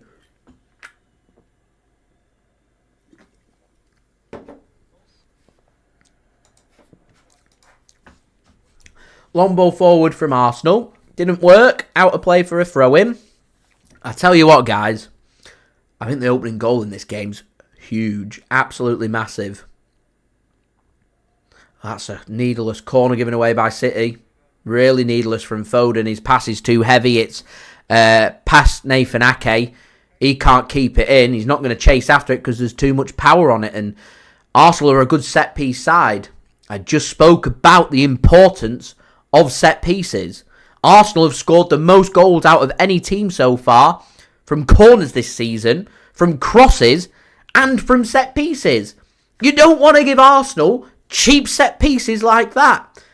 The opening goal's huge. Saka's gone over to take the corner for Arsenal then. You've got the likes of Gabriel, Saliba, etc. and co all in the box. Corner comes in and Ortega-Moreno does so well. So well to pick that out the air. And he's done well to get a throw-in as well because he was just throwing that out to Bernardo Silva and give City a bit of possession. Kai Havertz was putting him under pressure there. Mikel Arteta shows his appreciation. Look how quick Arsenal going from their set play to getting everyone back in their own half. Fans can have banter and talk about it all the time, but what you're seeing here is appreciation and respect from both sides. City know how good Arsenal can be, and Arsenal know how good Manchester City can be. And what you see here is just two of the best teams in the Premier League going toe for toe. Such an interesting battle. It's a brilliant ball from Rodri to Gvardiol. His cross comes in looking for Haaland. Jesus is back. He manages to get his head onto it. Can't get it clear. Here's Bernardo Silva. Just noticing that Arsenal's defence is very narrow and Jesus and Saka are having to hug tight to the likes of Ben White and Kivior. I wonder, as this game goes on, the importance of someone like Jackie G for control out wide, and also potentially the dynamic pace of someone like Jeremy Doku. But that's something maybe to think about for the second half rather than now. Here's it's not so recent, but recently single Ruben Dias. Gives the ball to Bernardo Silva, his Portuguese teammate. Here is Manuel Akanji to Ruben Dias. Back to Akanji once more. Akanji seems to be, I'm just about to say, moving a bit freely. He's just had his foot stepped on and just gives it a bit of a feel. I certainly don't want an injury to Akanji at this pivotal point in the season, in particular with the Kyle Walker injury. We could cope with maybe 1 or 2 injuries, and in particular as long as them injuries aren't to players in the same position. But to have, 2 or 3 players injured all in the same position like we could potentially have at that right side puts a lot of pressure onto City. Obviously, your next option would be Rico Lewis. You go past Rico Lewis and there's no real option there for City unless you want to start moving players around. Now, Bernardo Silva's gone down. Anthony Taylor, referee's just pointing at his brain saying, think and calm down. I'm not too sure what happened off camera there. But there we go. Rodri slips, but still manages to find his pass to Josko Gvardiol. He has to go backwards to Kovacic. Under pressure from Odegaard. Manages to find his pass to Nathan Ake. Through 19 minutes here at the Etihad. City 0, Arsenal 0. Here's Kovacic now for Manchester City. He's got Rodri as his option. Uses that safe option. City just passing it across the middle. Diaz to Bernardo. And Bernardo plays a good pass into Akanji. He'll go back to Diaz, and it's a good little spell of possession, this, for Manchester City. Arsenal just chasing shadows. It's all about concentration as both sides probe the opening goal. Here's Akanji. Couldn't get past Jesus, and ball given away. City just trying to put that pressure onto Arsenal. Arsenal have to send the ball long, and Ake should mop that up, and does. And here's Gvardiol, finds his pass. Couldn't find Kovacic, so Arsenal now win the ball high up and want to think about the counter-attack. And that's a lovely, lovely challenge from Gvardiol. He has to go behind the back of Bukayo Saka, but referee points and says he's got the ball, A lovely, well-timed challenge that from Gvardiol. And I think it's important that I speak about the attacking credentials of Josko Gvardiol and wanting to see a little bit more. You also have to speak defensively. He has a defensive job to do for City on that left-hand side, and that was a lovely, lovely challenge from Josko Gvardiol.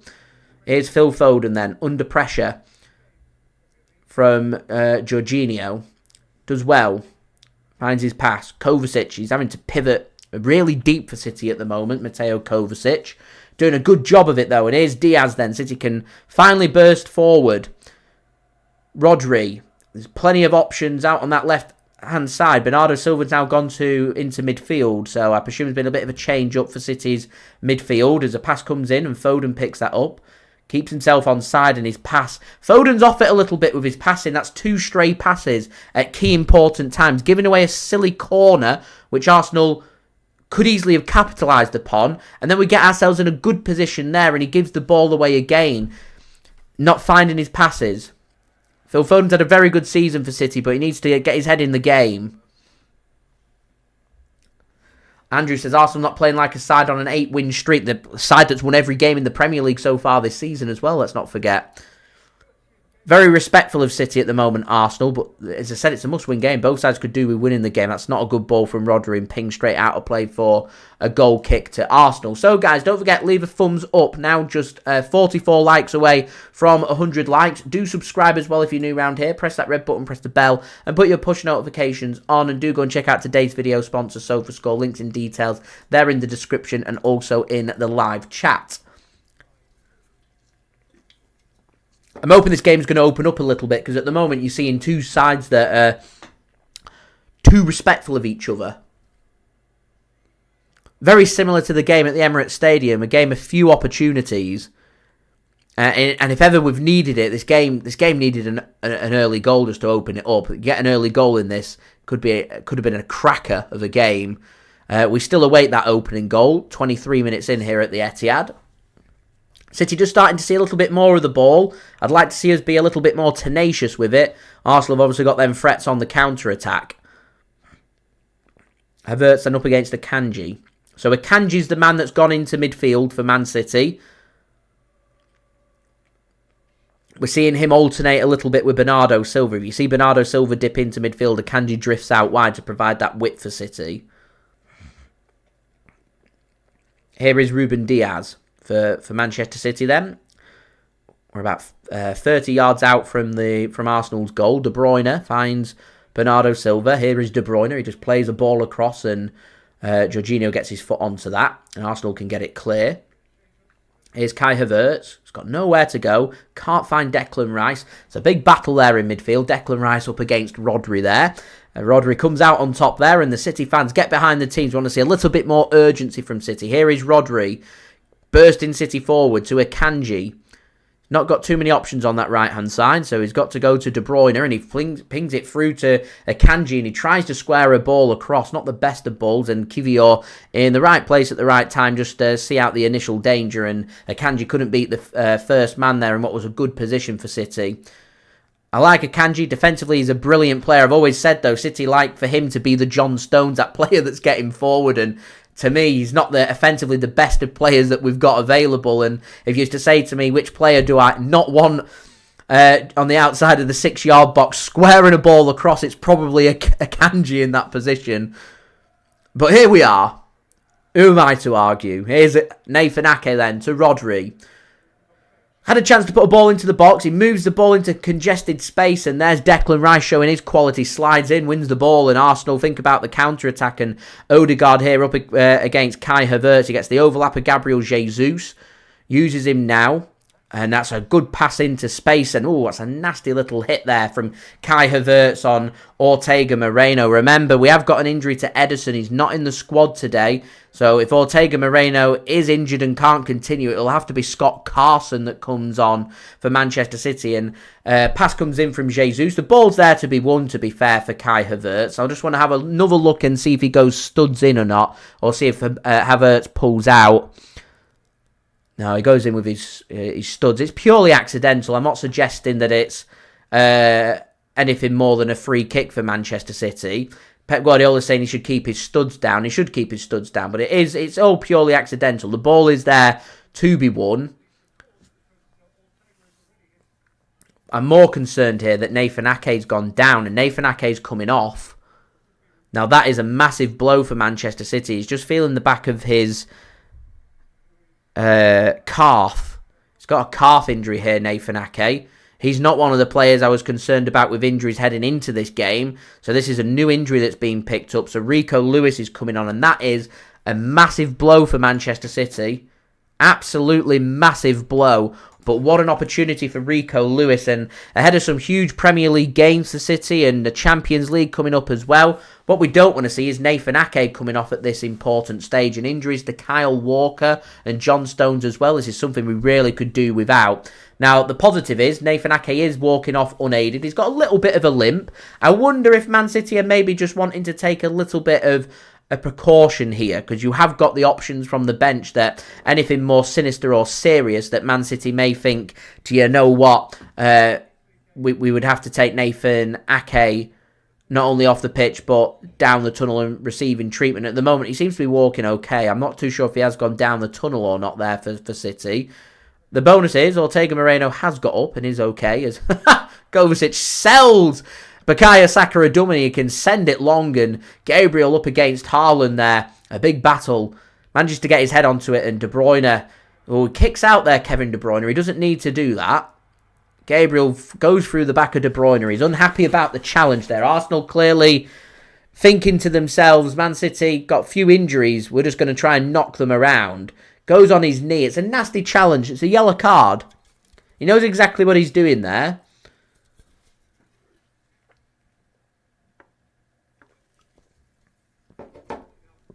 He's nowhere near the ball. City continuing to ask for the questions of the yellow card. City really not happy about Arsenal trying to just chuck the weight around. Referee gives the free kick, and it is nothing more. Kiwior just checks Bernardo Silva out there. The cynical fouls. Arsenal know exactly what they're doing. City, they need to take the heat out of the situation. Best way to do that? Score a goal. Got a free kick, get your players forward. I think Rico Lewis is going to go on that right-hand side and Akanji is going to go into midfield where Nathan Ake was, is the change of formation here for City. De Bruyne then sends a ball into the box. Not the best of balls. Excuse me.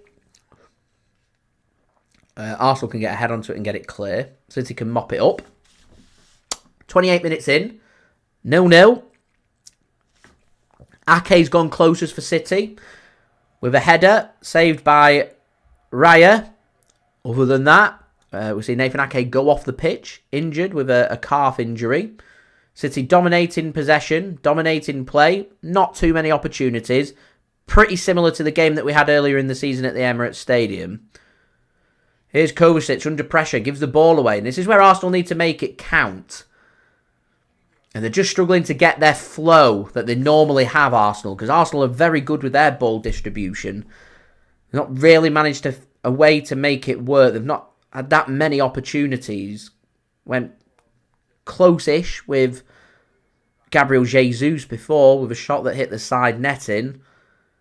They had a corner. Not really been too much else from Arsenal on offer as of yet. As I said, we await the opening goal, and that will make this game a lot more interesting. Because at the moment,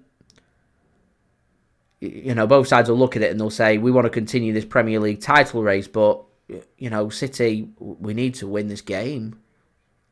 I find it very difficult that if this finishes 0-0, this finishes level, and we both take a point.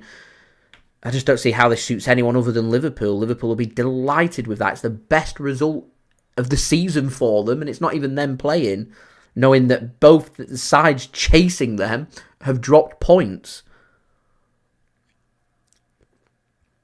We're the home side. We lost the reverse fixture at the Emirates Stadium earlier in the season. Arsenal have already taken 3 points off us this season, so we could really do with taking 3 points off them today. We'll find it difficult to win the Premier League otherwise. Here's De Bruyne just bursting forward. Really good from De Bruyne. Can't find his pass. I wonder if the pitch is a bit greasy because everyone seems to be every now and then just falling over. Ben White does really well there up for a challenge on Rodri.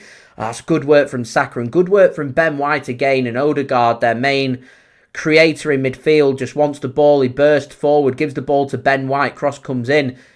Kivior, and he finds Gabriel Jesus, centre to goal, and pivots in and finds a shot there, and Jesus drags his shot, and it goes wide of the post, no deflections, and out for a goal kick. That's probably the best that we've seen from an attacking point of view from Arsenal so far in this game. Knocking the ball around with a little bit of confidence, the space opened up well. Jesus was always going to score because the angle was always against him there.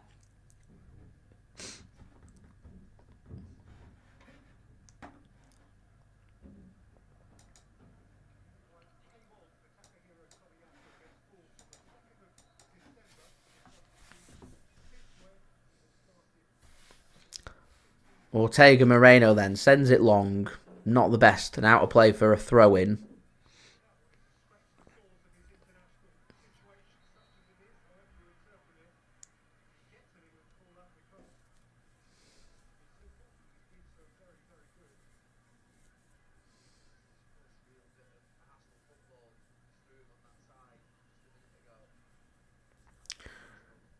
Now, Arsenal just starting to grow in confidence. They're just starting to commit and get players forward.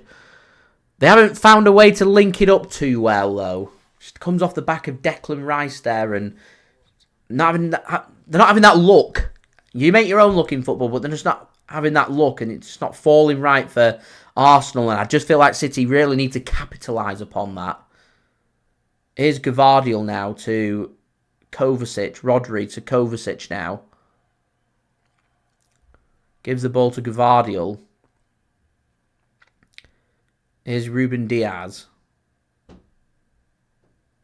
To Bernardo. Here is Kovacic. Rodri. Gives the ball to Ruben Dias. Kovacic now. To Bernardo. Rodri. Oh, lovely, lovely passing around. And Kovacic. Direct pass forward. Just a little bit too much on that, looking for Phil Foden. And Raya can intercept for Arsenal. It's all very pensive at the Etihad.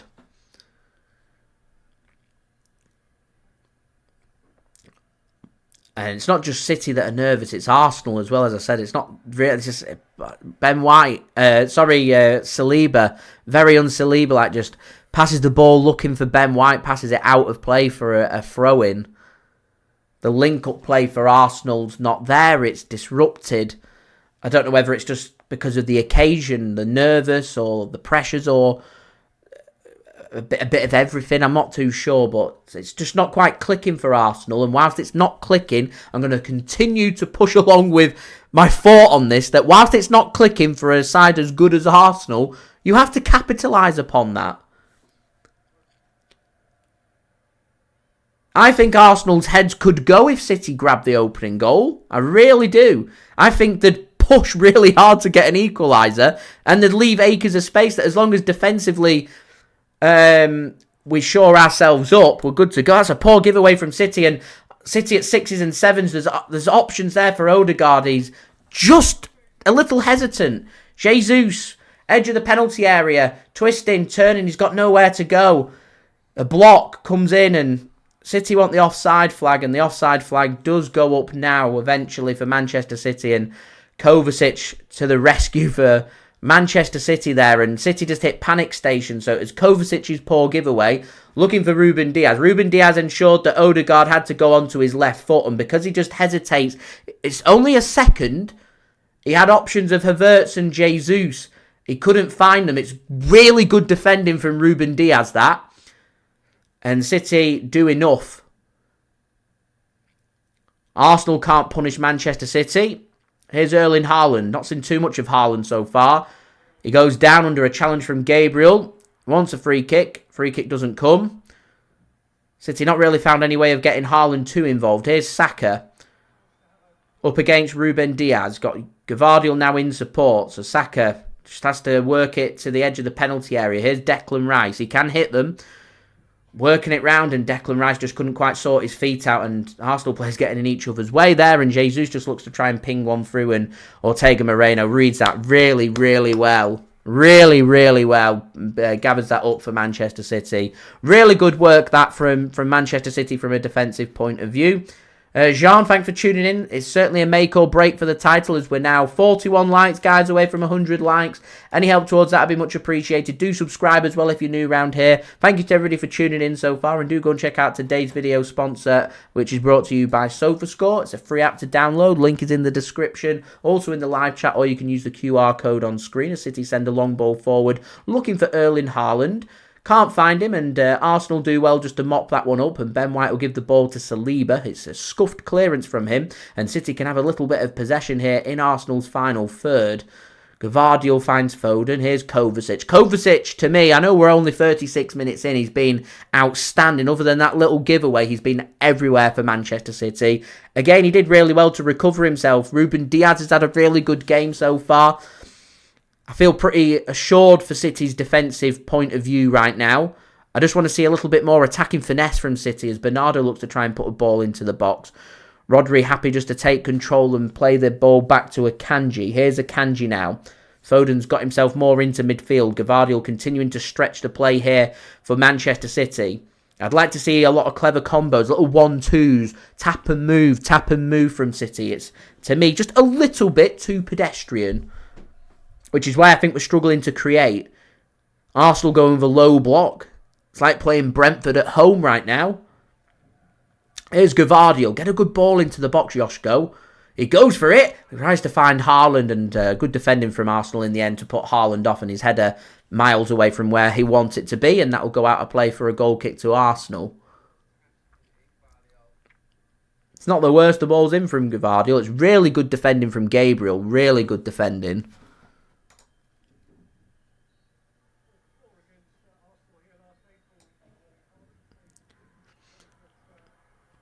As we're now 39 likes away from 100 likes, which is brilliant. Here's Raya. He's going to send it long. He slips.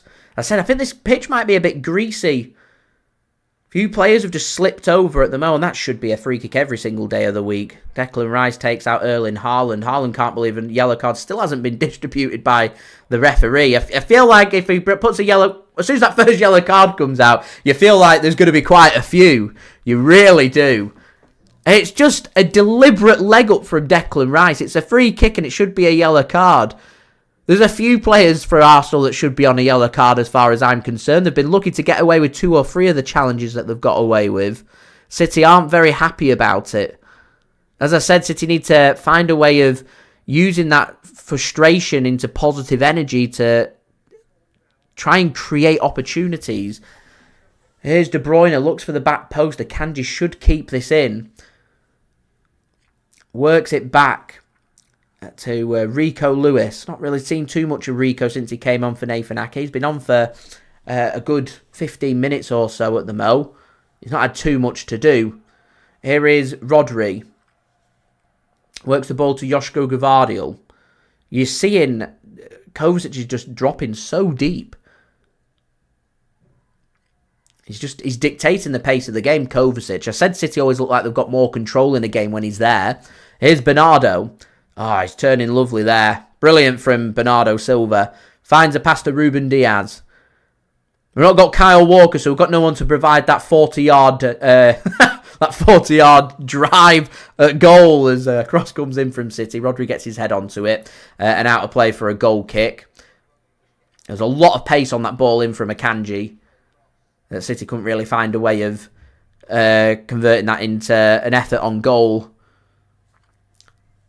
And Gabriel's just took a hit there in his mouth.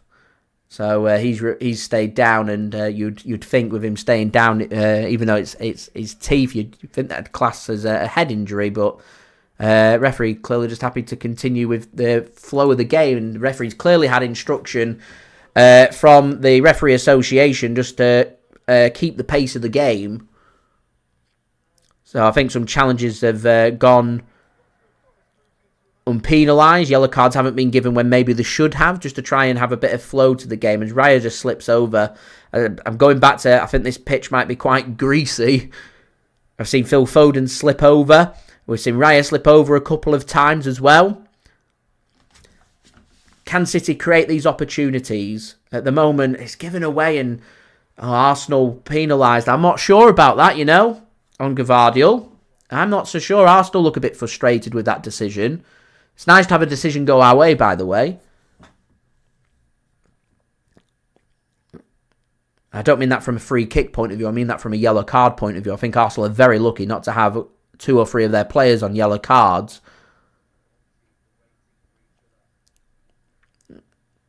And that was a bit of a 50-50, that. Anyway, City can have possession. Gvardiol can put a cross in and... Ooh. That was a deep cross in from Gvardiol. Too close to the keeper. Raya gets his hands onto that because that looked like it was dropping in under the crossbar. And he's had to keep it from crossing his line. And it's not a place where he'd want to slip unchallenged, because he could easily have fell over his line there. And maybe that was a bit too close for what Raya would have liked. But as it is, remains 0-0. And that's good work from Rico Lewis. He gets his foot there ahead of Kai Havertz. He goes down. Rico Lewis goes down. Referee says no free kick either way. Throw into Arsenal. Yeah, they're definitely after the flow of the game here. Let the football play is what they're looking for. Rico Lewis just walking a little gingerly there from that challenge. And Arsenal have had the first opportunity in about 5 or 10 minutes to have a little bit of possession. Here's Raya then. Sends it forward. Doesn't slip this time. Header won by... Kivior, and that's not going to be kept in by Ortega-Moreno. Not the best of headers out from Akanji, and it's twice now that Man City have given away needless, silly corners. Arsenal are the best team in the league from set pieces and corners. You've got to make Arsenal work for things, not give things to them. We are unnecessarily putting ourselves under pressure. Ben White forward, Gabriel forward, Kivior forward, Saliba forward. I'm surprised Declan Rice is on corner duty because he'd be another good asset for them in the box. But a chance for him to put something of quality into the box. Doesn't beat Rodri at the near post. Saka tries to play a pass in. City get a foot onto it. Gabriel keeps the ball alive rather than let it go out for a throw-in. City have kept everyone back. Here is Bukayo Saka now. Plays a ball to Odegaard. He's surrounded out and City can get the ball back and they'll move the ball into space. And Declan Rice reads that really well. He's going to ping a ball forward. It's not a very good ball from Declan Rice, and Manchester City will survive that little Arsenal cameo. As we're now 2 minutes away from going into added time. There hasn't been that much of a delay other than one substitution. So I can't imagine we're maybe going to have more than 2 or 3 minutes, to be honest, that's going to be added on. Can we get an opportunity before half-time? It'd be a perfect time this to score a goal, by the way. Just change the team talk up for Arsenal, because Arsenal right now probably say, patience. City need to win this game. City will come out to play. And when they come out to play, defensively sound, get your quick players, get your Trossards, get your Martinellis on that pitch to make that difference. Finely balanced at the Mo. Here is Akanji to Rodri. Oh, lovely from Rodri. Finds Foden. Worth a shot, this. Good block. I think it might have been Gabriel that made the block. The City do really well. And free kick given against Manchester City there. The referee was just looking to see if there was any kind of advantage. It was a foul by City. City fans just a bit frustrated that the next phase had continued, but referee just held back to see if there was an advantage. Saw there wasn't an advantage and gives the free kick there for Arsenal. Odegaard, the man that's gone down. He's just feeling his foot. He's not got up yet. It'd be a huge blow for Arsenal to lose Odegaard. He's their main creative outlet in midfield. Arsenal won't look anywhere near as good if they don't have Odegaard there. So Arsenal will be hoping that Odegaard gets back onto his feet and he can continue. At the moment, City dominating play, 72% possession, but it's these opportunities. There's just not been that many. Other than that Ake header, there's just not been anything that City have offered to threaten Arsenal. Long ball sent forward by Arsenal. City want a free kick, doesn't come. City can work and find the ball, and Foden can think about trying to get City on the counter-attack. Here's Gvardiol getting it under control. He's done well there, Gvardiol. Done really well. He does the right thing, just looking for control, because he has 3 players against him. He could take them on. He more than likely loses the ball, and if he loses the ball, Arsenal could create an opportunity. He sees an outlet to play the ball and keep the control. He does the right thing there in that situation. 2 minutes then have been added on.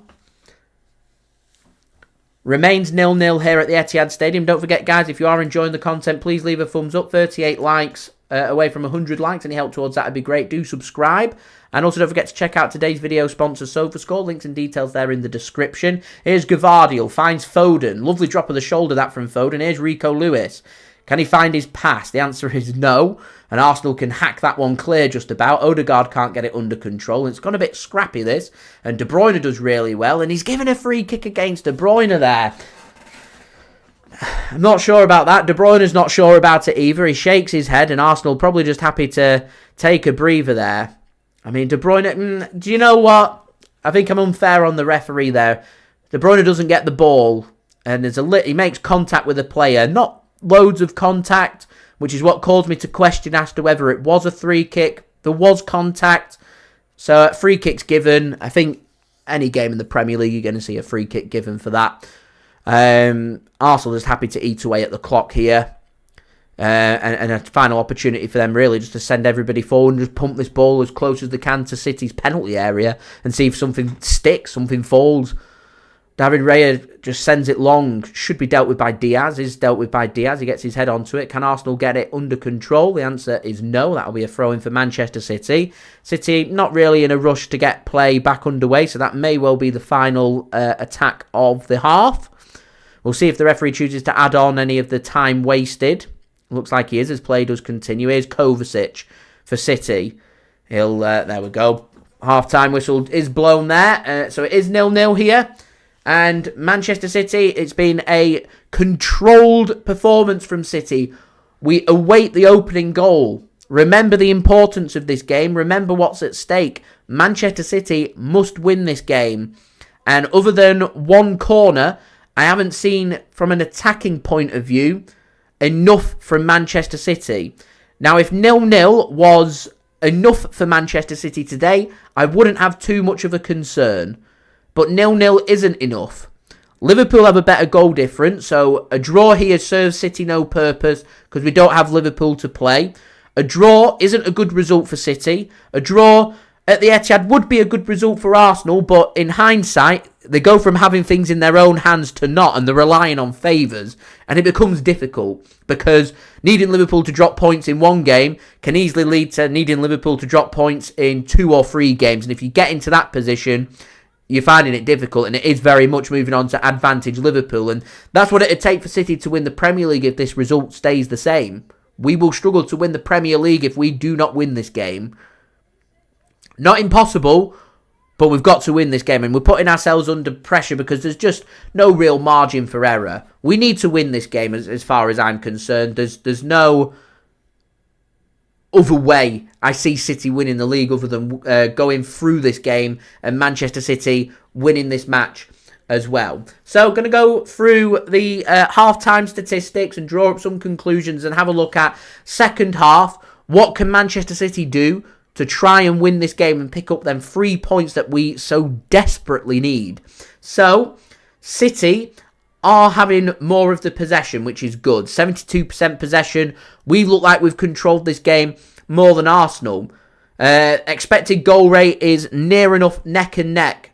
0.51 for City, 0.52 for Arsenal. Both sides, 4 shots. Both sides, 1 on target. It's not been a fluent attacking performance, and if ever we've needed a game to have an early opening goal, it's been this one, and it just hasn't happened to open this game up. And I think Arsenal will be happy to scrap this out with City in the hope that the likes of Trossard and Martinelli can come off the bench later in the second half on attack at Manchester City's tired legs, stretched legs, players that aren't maybe first team players, your likes of your Rico Lewises and your Akanjis playing out of positions and look to really target and hurt Manchester City.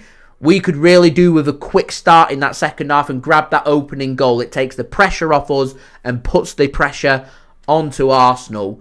Very poignant second half coming up and very interesting little duels and battles that's going to be happening as well. 2 corners apiece, City giving away a couple of very weak corners. Need to iron that out for the second half. Remember, Arsenal are the best set play team in the league.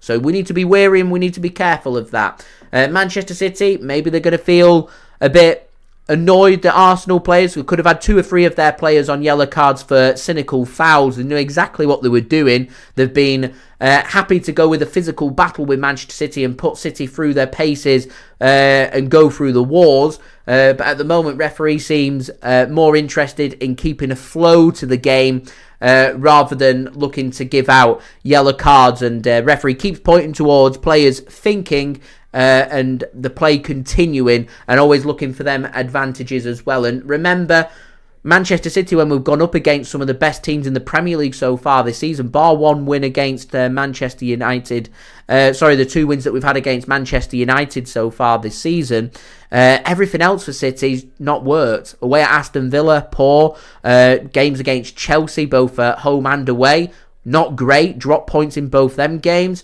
Going up against Aston Villa, it was a terrible performance. Lost that game.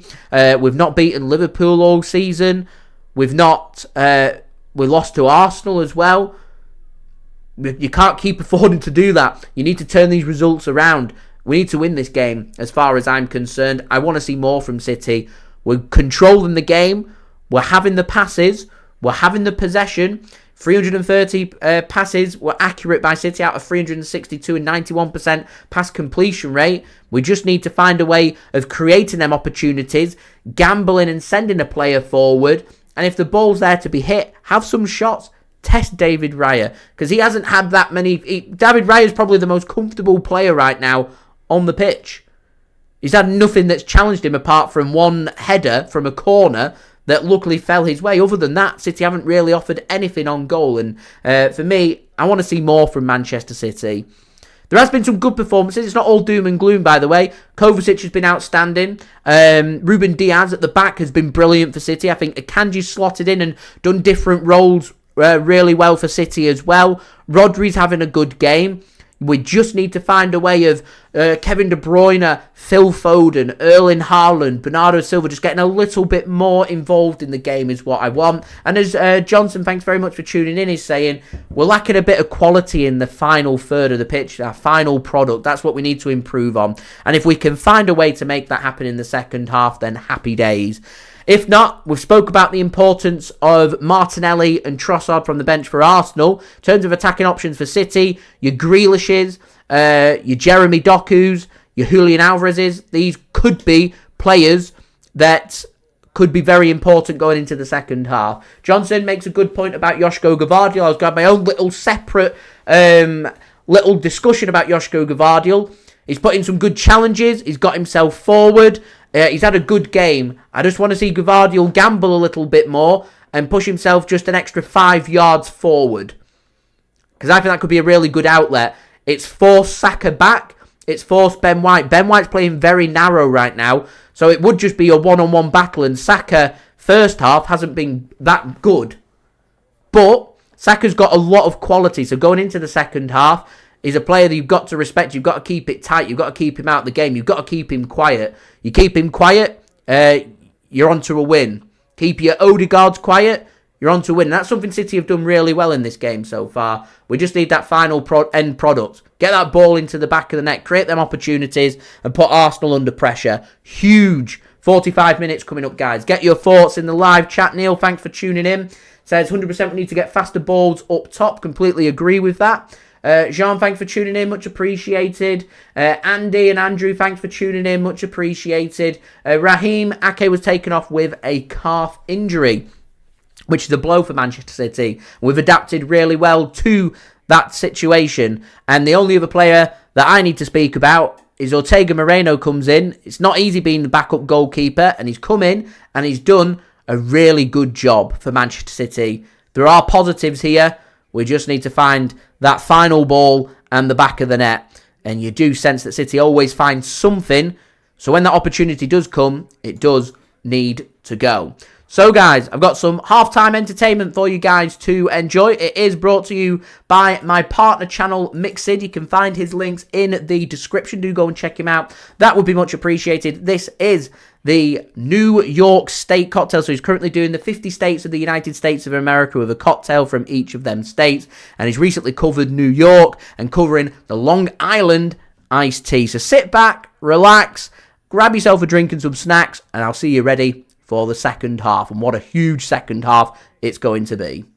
What's going on, guys? Mixid here, back again for another American cocktail. This is state number 2. Because if you can guess it off the number of ingredients we've got here, we've got 8 ingredients, 9 with the one that makes the drink. Because with only 9 ingredients, I think you know what it is. I think you know which state I am going for. So that is right, it is New York with the Long Island iced tea. So this is our number 2 in our American series. So with this being New York, it gets its name from, of course, in Long Island. So with this one, it reached its popularity in the 1980s. Because it's a very boozy one, very powerful, as it disguises the iced tea appearance of this drink. But it's a very popular one, even now it is certainly a home run. Because like with any good cocktail, it's always surrounded in mystery like that. What is its origin? So the story goes in, because this might be the most credible one, of the Long Island iced tea probably created in the 1970s. Because with the most popular one being in 1972, which is credited to Robert Rosebud Butt at the Oak Beach Inn in Babylon, New York. So this is what we're going for today. Because we'll go with that creation, go with that recipe. Obviously it gets its name from the area in New York, from Long Island. Because with the iced tea appearance, it does maybe have roots dating back to the Prohibitions. So this, my friends, is the Long Island iced tea, the cocktail of New York, number 2 in our state challenge. So let's build this cocktail. So what you want to do, guys, is get a highball glass and fill it with ice. What we're going to do now is put the ingredients into our tin shaker, apart from the Coca-Cola, of course. So let's get straight into this. So So as you can see, we've already pre-prepared as we've got 45 ice cubes or one big ice cube in our cocktail shaker. First ingredient in, guys, is 12.5ml or just under half an ounce of vodka, because it's the same measurements for every single ingredient. One thing I like about this. Next, 12.5ml, just under half an ounce of tequila blanco. Next, 12.5ml, just under half an ounce of Cointreau, which is triple sec.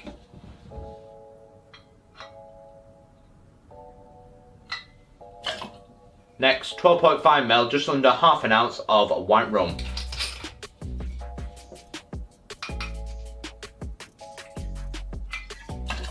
Next, 12.5ml, just under half an ounce of fresh and sweet lemon juice. Next, 12.5ml, just under half an ounce of simple syrup. Or for an English audience back over the Atlantic, in my home country of the UK, it is sugar syrup.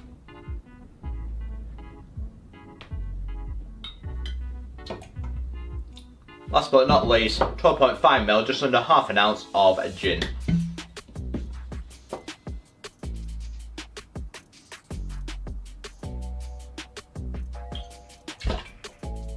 Put your lid on. Now give it a good shake, 8 to 10 seconds, get nice and chill.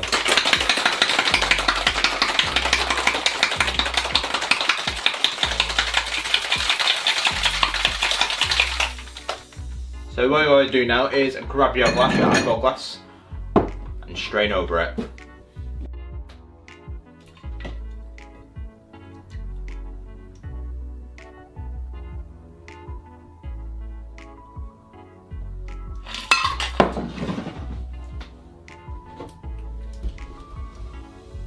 The very last thing you want to do now is top it up with Coca-Cola, so 60ml, 2 ounces.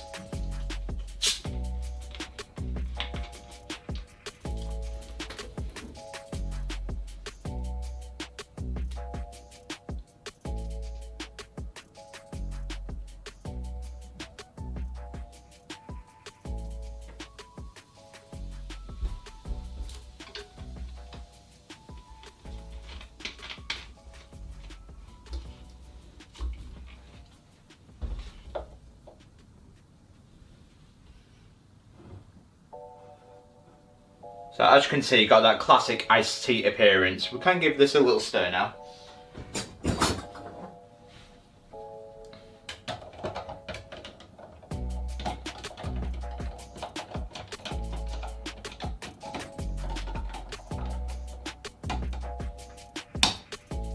And the final thing to do now is garnish it with the lemon wheel.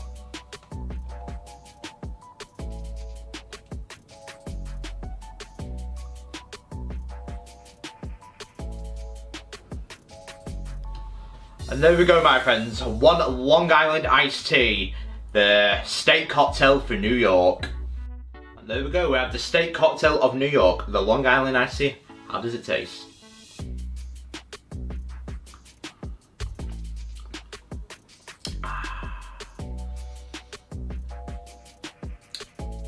As I said, it's a very popular one that goes back to the 1980s. That's when it hit popularity, created in the 70s, but it hit popularity in the 80s. But this still packs a punch. It's a very boozy one, and it's certainly a delight to taste, because it disguises it perfectly, especially with the Coca-Cola and the iced tea appearance. What's there not to love about one of the most famous American creations? Absolutely beautiful. Cannot go wrong with the Long Island iced tea. Beautiful. For me, it is a 10 out of 10. I absolutely love it, and certainly a perfect for the summer months, because they're absolutely beautiful. But that, my friends, is the state cocktail of New York. What do you guys think of the Long Island iced teas? Because I'd love to know more about the history. If you do have any more history stories about its creation, was it created in the Prohibition era? Because do let me know in the comments below. But this, my friends, has been the Long Island iced tea, the state cocktail of New York, which is now I've now completed 2 states. So that takes us now onto our 3rd state, which I will be doing state cocktail of Alaska. So we're going to Alaska next, as I will be doing the duck farts. A little bit different, that one, as I will show you guys that one in the next video. But I've been Mixed. This has been the Long Island iced tea. If you're new around here, guys, don't forget to like and subscribe to Mixed for more cocktails like this, as I will continue on our American tour. as I will see you guys for the next one, which will be Alaska. Cheers.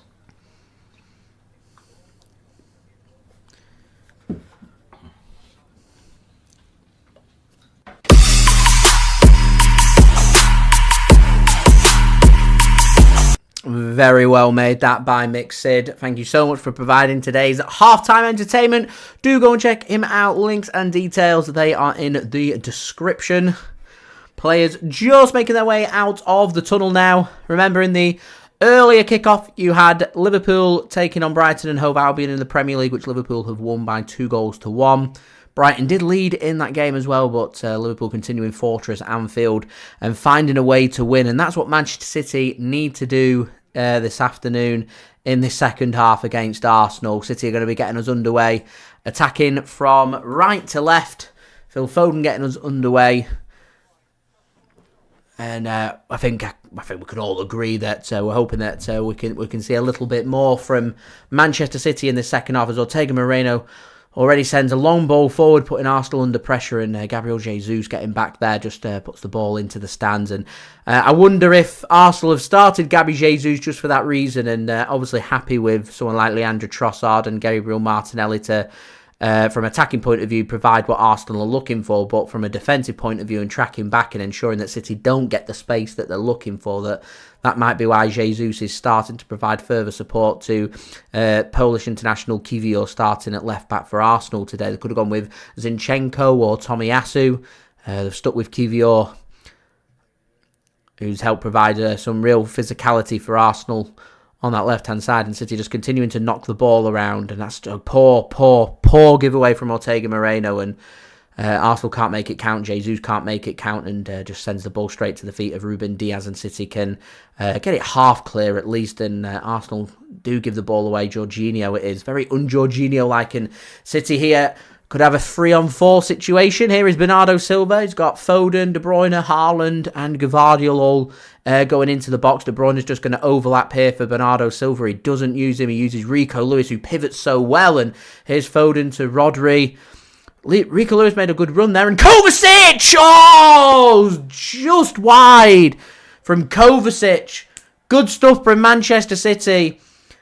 Raya at full stretch. He might have been 30 yards out there, Kovacic, but it sat up nicely for him and he's not far away. Good effort from Kova.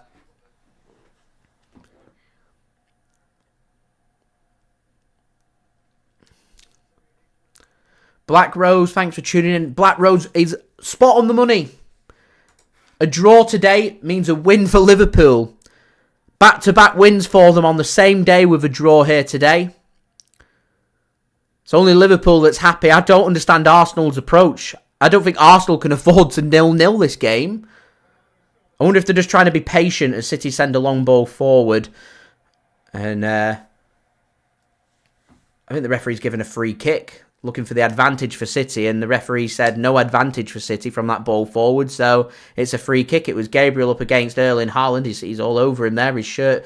He goes for him twice, doesn't he? City put the ball forward. No advantage. Good refereeing. Arsenal do really well there, and Odegaard just couldn't get that under control, and Rodri just mops that up for City and works it out to Bernardo Silva. I was saying before that I'm sure Arsenal will be watching this very keenly. Real Madrid will be watching this. Obviously, City got a brilliant result at the Bernabeu last season and battered them at the Etihad in the second leg, so they'll want to rectify that. So they'll be watching how do these teams, these quality teams from the Premier League, approach City and put us under pressure and try and get a result against us. How do you go about doing that? So I think Real Madrid will be watching this very keenly, wondering, what are Arsenal doing? What could we do? As I was saying before the game started, the world is watching. Here is Saliba. Not really seen too much of Saliba at the Mo. Under pressure here from Phil Foden. Just goes back to Raya in goal. Long ball forward to Kai Havertz. Speaking of players we've not seen much of, Kai Havertz is the same. Not really seen too much of Kai Havertz either at the Mo. And here is Rico Lewis for Manchester City in for Nathan Ake. Picked up a calf injury in the first half. Here is Kovacic now. Works the ball to Ruben Dias. Bernardo Silva wants to make a run on that right wing. He's got acres of space on that right wing, and Ruben Dias never released him there. Threatened it twice, and the pass never came. Here's Akanji to Kovacic. Finds Phil Foden, drops a shoulder. Gets an overlap from Gvardiol, has to go backwards to Kovacic, which means City are going to be looking for that bit of control, and Saka does so well on Kovacic there. It's the first chance we've seen Saka really get involved. He dispossesses Kovacic so well, and Arsenal get themselves an advantage here, and the pass comes forward. Arsenal want the ball to come back, and the referee says the phase of play has gone on too long. Advantage over, and Man City can have a bit of possession, and it's not a great ball forward from City, so Arsenal don't have to worry too much about that, to be honest. Here's Ben White. Finds Bukayo Saka now on the right wing, up against Gvardiol. He plays a pass into Odegaard. Overlap comes in from Ben White. Odegaard doesn't use them. He's got 3 City players around him, so he's just got to pivot himself backwards. Finds Jorginho. Back to Odegaard. He just tries to thread a pass through looking for Kai Havertz. He can't find him. Odegaard puts his hands on his head. Can't believe it. I like Odegaard. I think he's a really good creative midfielder. I do feel like he's the player that's getting the most space for Arsenal, and anything that's going to be created in open play is going to run through him, and he's getting a bit of space. I'm surprised he's not maybe chancing his arm and putting his foot through it. I know you put Declan Rice, for example, in a similar position from 30, 35 yards out. He might fancy putting his foot through it and having a shot and testing Ortega-Moreno, but at the moment, Arsenal just always looking for the pass, and Manchester City always looking for the pass. And what you've got here is two sides, very similar styles, just cancelling each other out. It's going to come to quality, this. We saw it at the Emirates Stadium. Took a bit of luck to find that bit of quality. And if City could have lady luck on their side this afternoon, then I am not going to grumble at that. Here is Ruben Dias now to Phil Foden, and Gvardiol, ball spinning away from him. Arsenal can dispossess, and Arsenal just growing in a bit more confidence. And here's Saka into the penalty area, and no Arsenal player could get on the end of it. And Ortega-Moreno just runs after the ball and finds the pass. I like it. Rico Lewis goes down. Rodri goes down. De Bruyne goes down. And eventually we get a free kick. Still we don't get yellow cards. City continuing to have words with Anthony Taylor, just not happy that the cards aren't coming out. The crowd really involved in that now. Finally getting a bit feisty here. Anyway, guys, we're now 29 likes away from 100 likes. So any help towards that would be great. Also, don't forget to subscribe if you're new around here, and do check out today's video sponsor, SofaScore. Links and details there in the description. Here is Akanji then to Erling Haaland, dropping deep. He goes down, he wants a free kick, gets a free kick, much to Arsenal's frustration. Again, City just asking the question of persistent fouling now, and putting pressure onto Anthony Taylor. They want yellow cards. Anthony Taylor looks fed up. What's the odds on the first yellow card in this game going to Manchester City? Just to stir the cauldron a little bit. What's the odds? It's Arsenal that do the persistent fouling. You know that's coming. Here's Gvardiol then to Foden. Back to Josko Gvardiol. Arsenal, the pressing higher and better. Saka. It's going to be a throw-in for City. Should be a throw-in for City. City want handball, and referee gives handball against Arsenal. I don't understand how that weren't a throw-in for Manchester City, but there we go. Here we are. Rodri then plays a pass to Akanji. And we can get back underway. Arsenal looking to try and put the squeeze onto Manchester City. Arsenal recognising the importance that they can't just sit for a 0-0. Rodri works himself into bother there, and Saka works himself into bother. Two high-quality players just doing mistakes you just don't normally see. I just don't understand, and that'll be a throw-in for Manchester City. Gvardiol it is that's going to take.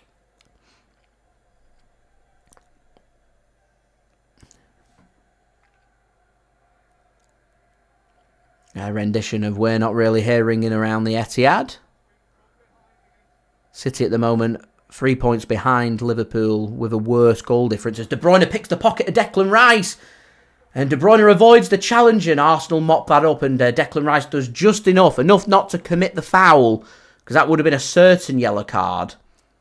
Akanji needs to be a bit stronger there. He lets Havertz get in front of him. Thankfully, it comes off Havertz and out for a throw into City, but Akanji had that covered, and Havertz had no right to get ahead of him then.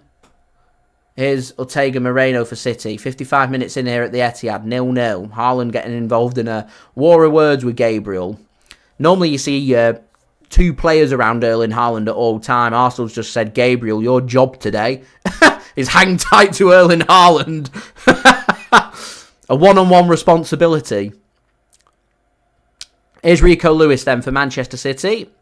Playing more into midfield, so Akanji's gone back to that right-hand side, which is something we spoke about actually in the build-up to this game. And the good news is about that is it's allowing Manchester City just potentially push either Kovacic or Rodri further forward. We saw a lot of Kovacic being pushed back. This half we've seen more Rodri sitting in a deeper role for City. I'm surprised we've not seen Bernardo go into that role yet. Give it time. Maybe someone like Doku comes on. Move Bernardo, and who do you take off?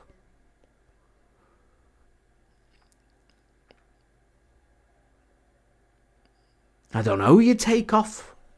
I wonder how long you let this go on before City decide to twist. Many big decisions. This is what the big managers at the top clubs get paid big money for. Arteta, Pep Guardiola, two of the very best out there at the moment. Rodri, lovely ball to Kevin De Bruyne.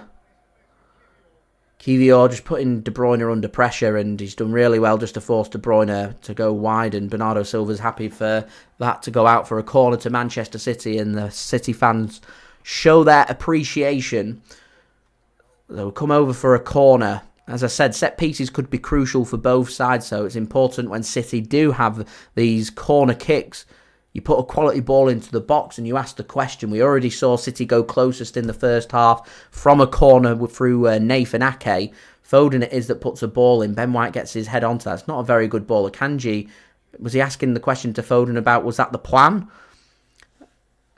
Whatever it was, it weren't the best of balls in for City. It didn't link up well, and City just have to regroup. They have still got hold of the ball, though, inside the Arsenal half. Akanji asking the question. I think he's asking a question to De Bruyne rather than to Phil Foden. I'm not too sure what the disagreement's about. Something from that corner. Here's Rodri anyway. Pings a ball to De Bruyne. Has he kept himself onside there? The answer is no.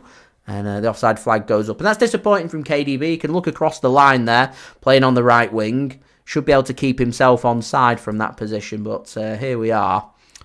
And thanks for tuning in, much appreciated. Could Julian Alvarez potentially be that hero that City are looking for? Andy reckons Kev would be the one that comes off. Doku looks like he's going to be coming on very soon. Oh no, he's putting his coat back on. He'd just been called over. I thought he was going to get stripped to come on. Jack Grealish and Doku are the options, and Alvarez, you would think. As we're now 27 likes, guys, away from 100 likes. Any help towards that would be much appreciated. Do subscribe as well if you're new around here. Press that red button, press the bell, and put your push notifications on. And do go and check out SofaScore, today's video sponsor. Links and details there in the description, in the live chat, and on the screen as well. Andrew says, we need some changes. We need something. We need to win this game. We need something. We know we're through an hour here, and we're no closer to for this being broken open. There's still again it's a perfect example of two high quality teams cancelling each other out and forcing a stalemate.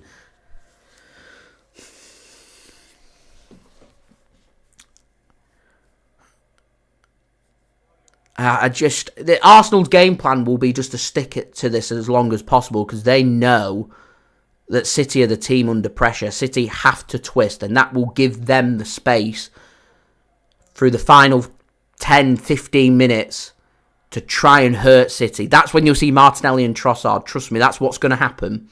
City need to break that down for me, and we could do that doing that soon. Here's Bernardo. Too patient, I think, from City. We've controlled the game very well. You just need to find that balance between creating opportunities as Maybe just need a bit of luck. It pings nicely to Erling Haaland in the penalty area. Here's Foden now to Rodri. Rodri rockets. A good block from Arsenal. Oh, they cover them gaps so well. They sit so tight. Arsenal player goes down. Arsenal want City just to put it out. Kovacic happy to say, I'm not putting it out. It's Ben White that's gone down. He's back up on his feet. He wants to continue. Here is Phil Foden for Manchester City. He's got no outlet. He goes down. Will be a free kick that for City in a nice area as well. And we're not going to see a yellow card yet. If you guys are wondering, why is it a bit lighter on the JSGC stream? Why are we seeing bits of white on the wall? The sunshine is out here in England. Believe it or not, we have missed the sunshine. And City got themselves a free kick. We need to make this count. It's a good area to put a quality ball into the box. I don't know how many times I have to say, put something of quality into the box. Ask that question. De Bruyne stood over this. Bernardo stood over this. We're at the hour mark now. I think this is a good time for City to twist. City experimenting with something. Ruben Dias exchanges a talk with Akanji. City have clearly been working on a set piece in training. Haaland has a smile on his face. He's having the time of his life. De Bruyne whips a ball in. Doesn't get past Kai Havertz. Again, not the best of balls into the box from City. They get a second chance to put a ball in, and De Bruyne, it's so deep, it's just not very good from KDB. I mentioned first, Foden looked like he was off it a bit. De Bruyne looks like he's off it, and there you go. Substitution number 1. We're on the hour mark. City have said it's time to twist. Phil Foden is the man that comes off. City want more direct play. You go to Jeremy Doku, impact sub, you bring him on. And City choosing to take their control in midfield. Kovacic comes off. Jack Grealish comes on. Bernardo Silva will go into midfield. I don't think we'll see Jack Grealish go as the second striker. So I think Jack Grealish will go on the left. Doku will go on the right. And Bernardo Silva will go into midfield is what you will see. So City taking them opportunities. They've twisted. And I sense City will look at it and assess again in around 15 minutes' time. I think that's when Arsenal will assess as well and look towards Martinelli and Trossard. Once we get to that point, I think City might look towards someone like Julian Alvarez. Here's De Bruyne. Bursting forward. Saliba sticks to De Bruyne like glue, and that goes out of play for a throw-in to City. Throw-in comes in, it's rushed from City, and Doku can't keep it in. It's out for a goal kick. City, so you need to find that balance. Arsenal are going to chuck Tomiyasu on. I presume this is going to be for Kivior.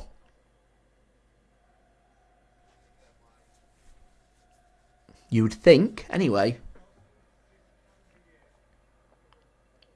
Rendition of Blue Moon rings out around the Etihad Stadium. Raya's going to send this long for Arsenal.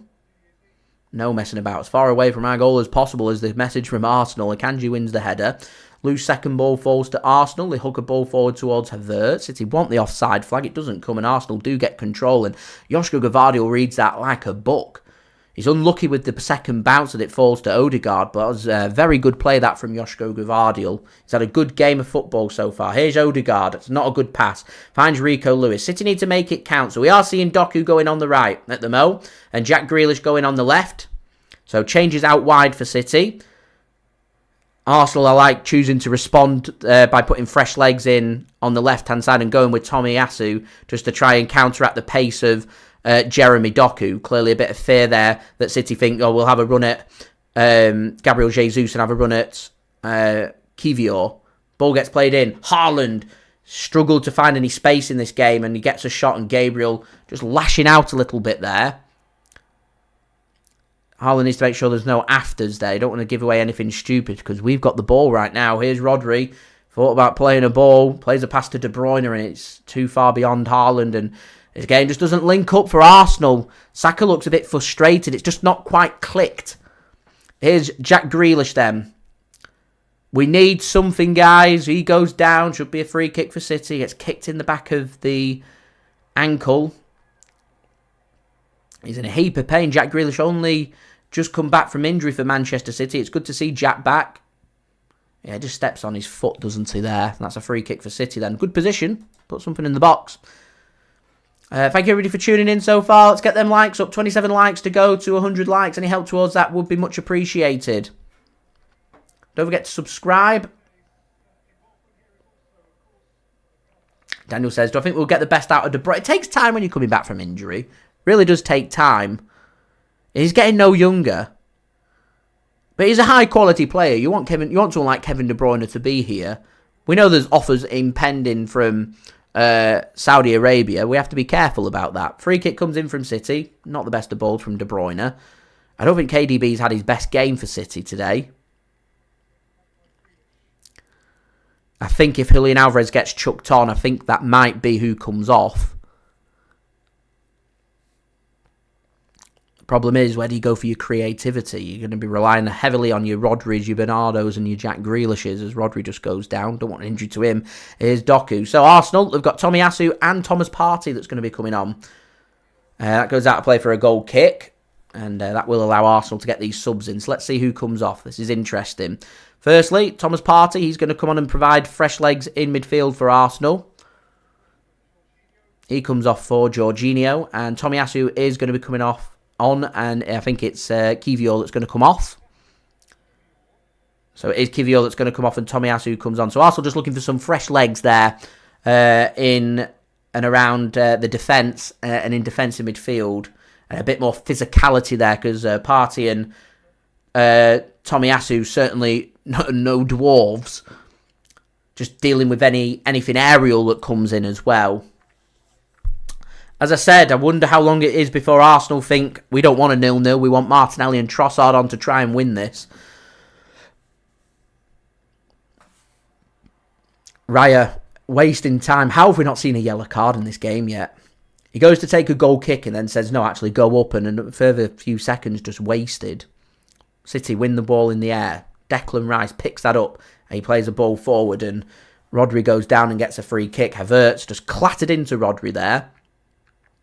More of a coming together more than anything else, but I think City just happy just to take the hit and take the free kick.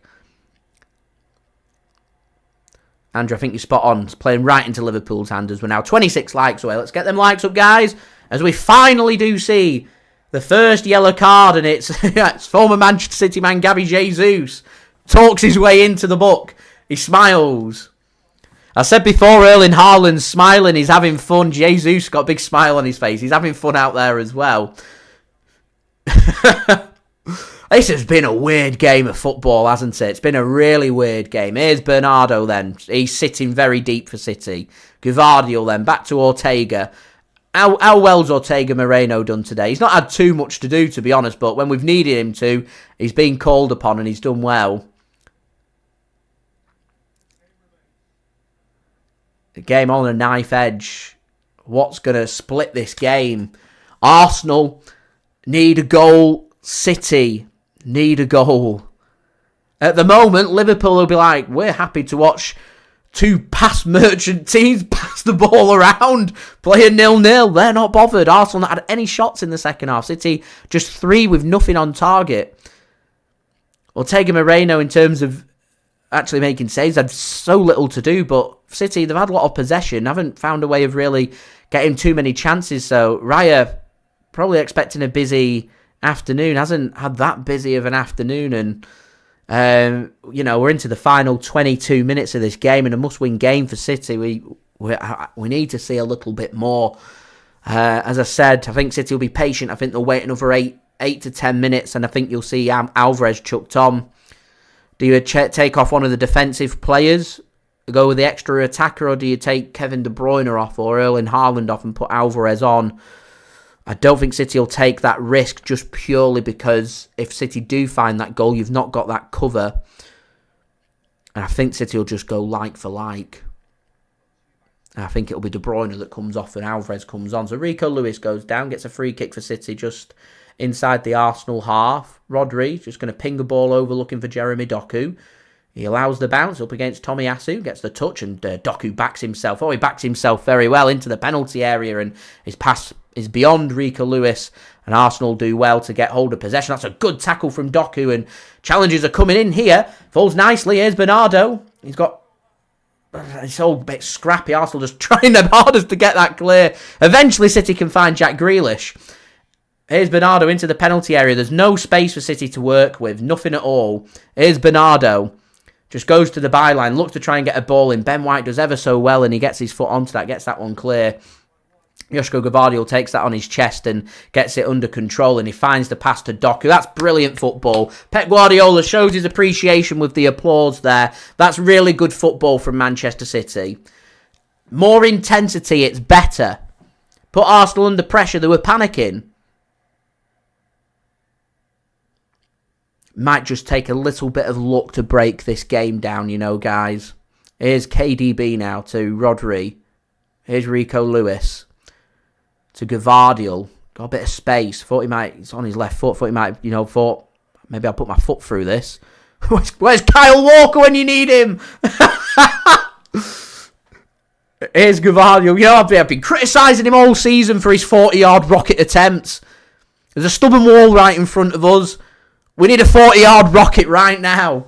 Here's Bernardo Silva to Jack Grealish.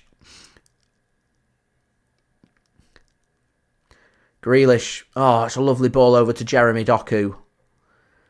Here's Doku then up against Tomiyasu. Gives the ball to Rodri. Here is Akanji to Gvardiol. KDB. He goes in. Header won by Arsenal. It was a good head. Not only was that a good header to win, found an Arsenal player as well. They just couldn't mop up the clearance properly, and City will have another attempt here at Arsenal. And Arsenal now just getting penned in. If I'm an Arsenal fan, if I were watching this as an Arsenal fan, I'd be getting concerned about how deep they're now dropping. It's inviting pressure onto themselves. Here's Bernardo. Can't get his feet sorted, and Saka can come away with it, and that's a cynical foul, and it should be a yellow card for Bernardo, but Arsenal got away with numerous challenges like that in the first half. I thought Arsenal would twist more in around the 75th minute towards the 80th rather than now, but the twisting now, Leandro Trossard is going to come on, and I spoke about the importance of City getting that opening goal before Arsenal choose to twist and chuck on Trossard and Martinelli. Martinelli's just warming up right now, so Gabriel Jesus on the yellow card's going to come off and Trossard's going to come on. So fresh legs here for Arsenal, and it's going to allow them to be a little bit more direct. I wonder if it might be Havertz that comes off for Martinelli very soon. Jesus, though, comes off. Anyway, guys, 25 likes to go. Any help towards that, I'd be much appreciated. Do subscribe and do check out today's video sponsor, which is brought to you by SofaScore. Links and details there in the description.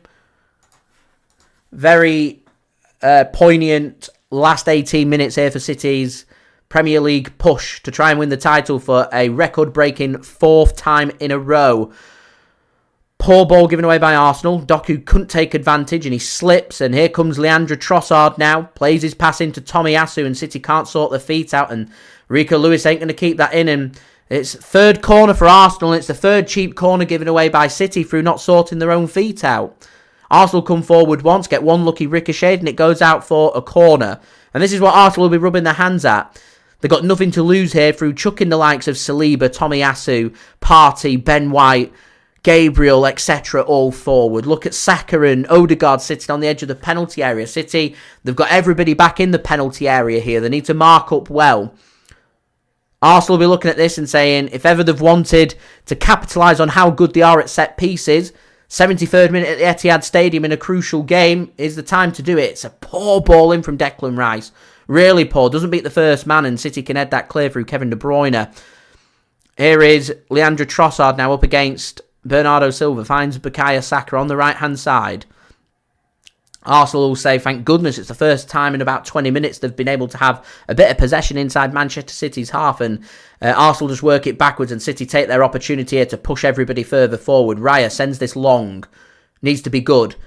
Gvardiol gets his head onto it, and City get that respite through a slip from Saka, and Bernardo can find Rodri, and City will just look to slow the pace of this and have that possession. Arsenal will just drop everybody back. Akanji wants Rico Lewis just to push further forward so he can have that option for the pass. Doesn't come. Akanji then finds Gvardiol. I've enjoyed Akanji's performance today. He's shown real leadership for City at the back and in midfield.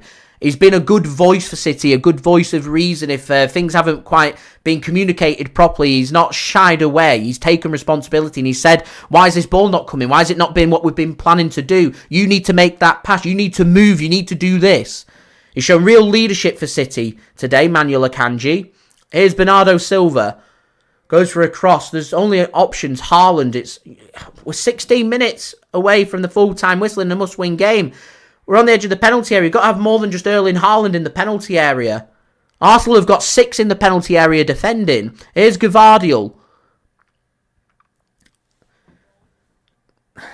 Can he get a ball across? He can't. Here's Grealish. De Bruyne is just providing a bit of deeper cover here if Grealish wants to use him. He does. Get a ball in. He goes with that ball. Tomiyasu wins the header. Lots of players slipping all over the place now. Very greasy surface. I think it's just worthwhile having a shot at the keeper. Doku sends a ball in. It's not a very good ball in. Saka has his pocket picked. De Bruyne squares it across and there's nobody there. Here's De Bruyne to Grealish. Grealish into the penalty area, driving forward. Ben White can't get it away from the clutches of Bernardo and he gets a corner for City. Come on! Much better from Manchester City, this. Much better. Last 15 minutes. We need a goal. We need a goal. Gvardiol forward. Rodri in the box. Akanji's forward. Come on, Kevin. Good ball into the box here. It's close to the keeper. He spills it and gets it on the second attempt. It's too close to the keeper. And Raya's City just... Just take that off the glove of Raya, and referee wants the keeper to slow the play down there.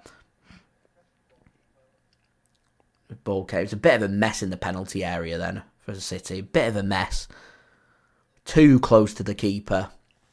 If you're going to go for that close to the goal, you need it at the near post and get a big, powerful flick towards the near post. You're going to struggle. Anyway, guys, let's keep them likes rolling in. And any help towards 100 likes would be much appreciated. Do subscribe and do check out today's video sponsor, SofaScore. Links and details, they are in the description. It's been finally balanced, this game. Not been a lot to call between the two sides. And here's Arsenal. Got Martinelli ready to come on. Try and make the difference. City just scrambling to try and get a bit of possession. Here's De Bruyne up against Partey. De Bruyne, he's got past Thomas Partey. He wants to go with the early ball. It needs to be good from Kevin. He squares it across to Doku and he can't sort his feet out. But Jeremy Doku's still got hold of the ball. Goes for the shot. Can't get it right. And over the top of the crossbar and out for a goal kick there. It's just slightly beyond the Belgium international. Jeremy Doku there to sort his feet out. He was always looking for Haaland there and he saw Doku was in a bit of space. If Doku sorts his foot out, he has the potential on the half volley to put his right foot through that across goal. He couldn't. He gets it onto his left foot and he gets it all wrong and he's off balance. He's leaning back. It's high. It's wide. And City's ratio of shots to shots on target not being great. It's not been clinical enough from City. And here's the roll of the dice then. Martinelli coming on. I thought it was going to be Havertz coming off, but they're sticking with the physical presence through the middle, and Bukayo Saka just feeling a bit of an injury, obviously just come back from injury. He's going to come off and he's limping off, so that'd be a bit of a blow if Saka does end up having long-term damage to any of his potential injuries there. So Martinelli comes on, and I presume Martinelli's going to go on the right wing, and you're going to see Trossard on the left wing with Havertz up top. So fresh legs in attack for Arsenal. Martinelli, of course, the man that grabbed the goal for Arsenal at the Emirates Stadium that made the difference very late on. And Raya once again just wants to pass the ball out from the back and then chooses to send the ball forward. And finally, referee chooses to show a yellow card. Second yellow card of the game goes to Raya for time wasting. He's done that 2 or 3 times now. Raya then sends it long. Rodri wins the header. So good header to win. Saliba does really well. Really, really well. He goes down with a head injury there. Saliba. Under pressure from Erling Haaland. He did really well. Rightio, 24 likes, guys, away from 100 likes. Any help towards that would be great. Let's see if we can get 100 likes. It'd be brilliant for such a big game to hit 100 likes. Any help towards that would be great. Jean says, might as well have just gifted Liverpool the title in a basket. Gift wrapped it, send it first class. At the moment, Merseyside are laughing. Arsenal try and send a ball forward. Odegaard, under pressure from Bernardo. He's turned Bernardo Silva. Here's Martinelli with a shot, and a block comes in from Ruben Dias. Tomiyasu now to Trossard. City got a bit of defending to do here. Here's Declan Rice, tries to square a ball across, and he gets a corner. City wanted a goal kick. Felt like it came off Declan Rice's sleeve, but referee says no, it's going to be a corner, which Declan Rice is going to take for Arsenal. So more defending here for Manchester City to do. Into the 80th minute.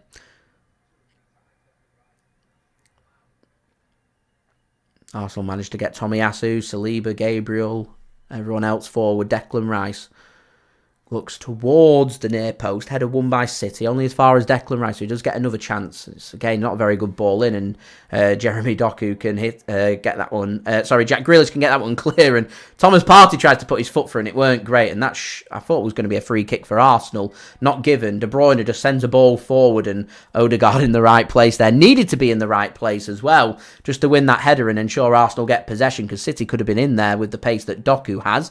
Anyway, we're into the final 10 minutes here at the Etihad. 0-0. Again, nothing really to split these two sides. Neither side have been that amazing so far. Underwhelming, dare I suggest. Here's Arsenal, though. Odegaard not managed to find his way forward, and looked like there was a bit of a follow-through there from City. Havertz is up, thankfully. There's not too much in it, and that should be a free kick for City. Arsenal not happy that they didn't get a free kick in the first place. Rodri goes down. Happy to have a little bit of a breather. It's been heavy hitting this for City, straight in from the international break. Referee says no yellow cards or anything, just it's a free kick. Play can continue from there. And I know a fair few of you guys have been frustrated about the referee's performance, but I understand the approach of letting the game flow. There hasn't been that many controversial calls. There's been calls that we've all disagreed with. Arsenal fans will have decisions that they've disagreed with today. I've had decisions that I've disagreed with today that the referee's made. But I think as a whole, it's been pretty balanced. Here's Haaland into the penalty area. It's got Jack Grealish for company. Grealish. Back yourself, Jack. Back yourself. Goes across. Goal. Doku tries to hook one back across and couldn't get it right. And out of play for a goal kick. Oh, we need Doku to be on it. We really do need City to be on it. And Doku to be on it, as we're now 23 likes away from 100 likes. We've got into some good positions in the second half. We've just not made it count. Doku had time and space then. He's got to be more aware as far as I'm concerned. He's got to be more aware.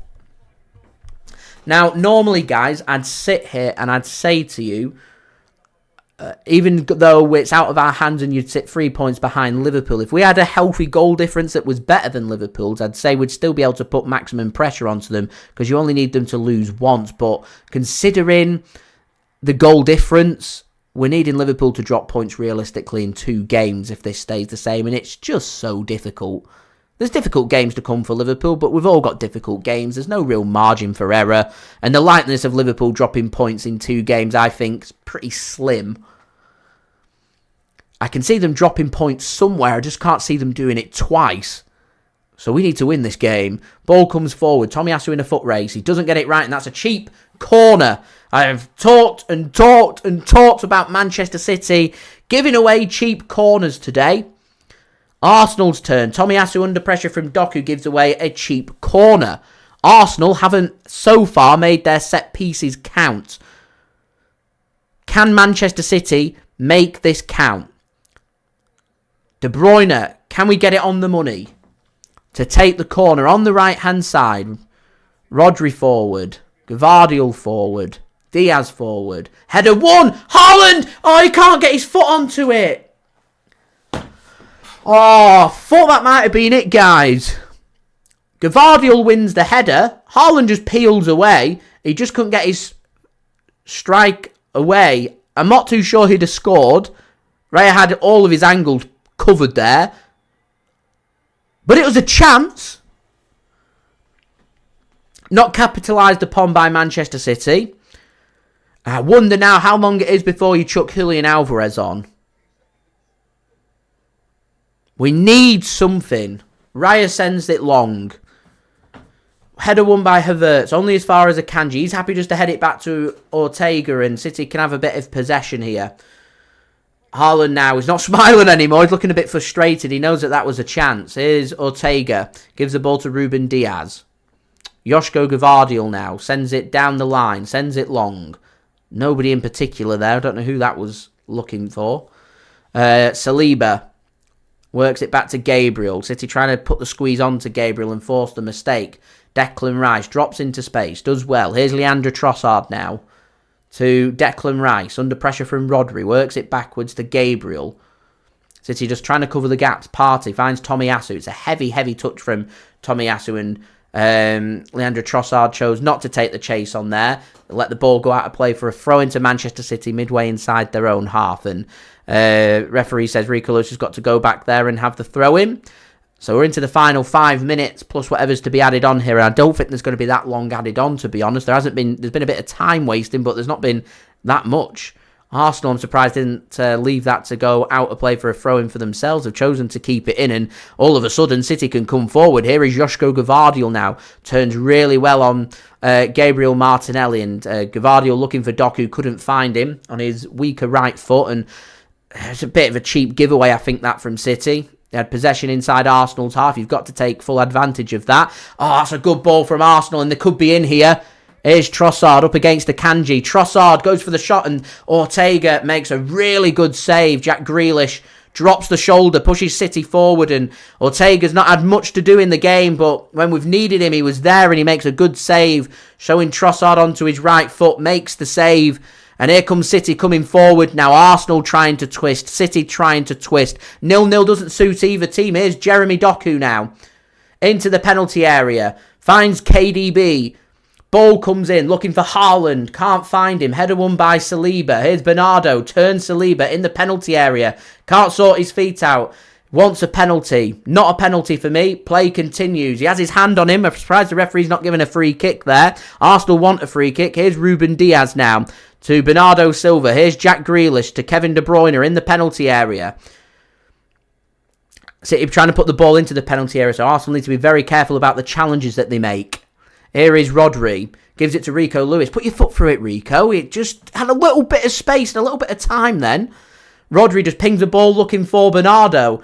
He could have drilled that across. He doesn't, and City get themselves a corner instead. We're getting towards now or never really here for Manchester City. We need a goal. We need it now. I want Alvarez on that pitch. Here's De Bruyne then to take. Akanji forward, Diaz forward, Rodri forward, Haaland's in there. Arsenal got to defend. There's a bit of grappling going on, a bit of pushing and shoving, a bit of handbags in the penalty area. Referee stops the play, and he's going to have a word with a couple of the players about pushing and shoving that's going on. So City will get to retake the corner, which is good, because it wasn't a very good corner. It's not been great from City. I think you're spot on there, Andrew. And defence has been brilliant. It's been a big shining point for City. Defensively, been very good from City. We've just not found that balance for turning defence into attack. Here's De Bruyne. Plays a ball across looking for Haaland. He goes down holding his head. There's a bit of tripping going on in the penalty area, and the referee gives a free kick for Arsenal there, and Erling Haaland holds the top of his head. Head injury. Referee stops play. Wants the physio to come on and have a look at Erling Haaland here. And it looks like both these sides are going to drop points. It's a double win for Liverpool today. I think this stays the same. Trossard might just have been offside before, but we don't know that. Akanji does really well. Trossard wants to go on his left foot. He gets shown onto his right foot. And Ortega does such a good job. Just covers his near post because he knows that as long as he's got that covered, he's going to have to go across goal. He's not going to beat Ortega going across goal unless something seriously goes wrong and there's a big gaff. And he makes a save, an important save on what is a greasy surface. The ball's slippery and wet. So a needed save there. Arsenal will be happy to have that little outlet going forward that they've not really had all game when they've had Jesus on and Saka. Saka's not Didn't think he had his best of games, and you open up that threat with a fresh Trossard and Martinelli coming on, that you've got that threat from the counter-attack going forward that you saw in full volume for Arsenal. And City more than a match there. Haaland's hurt himself there. He's still down, holding his head. He's really hurt himself. Hopefully he's okay to continue.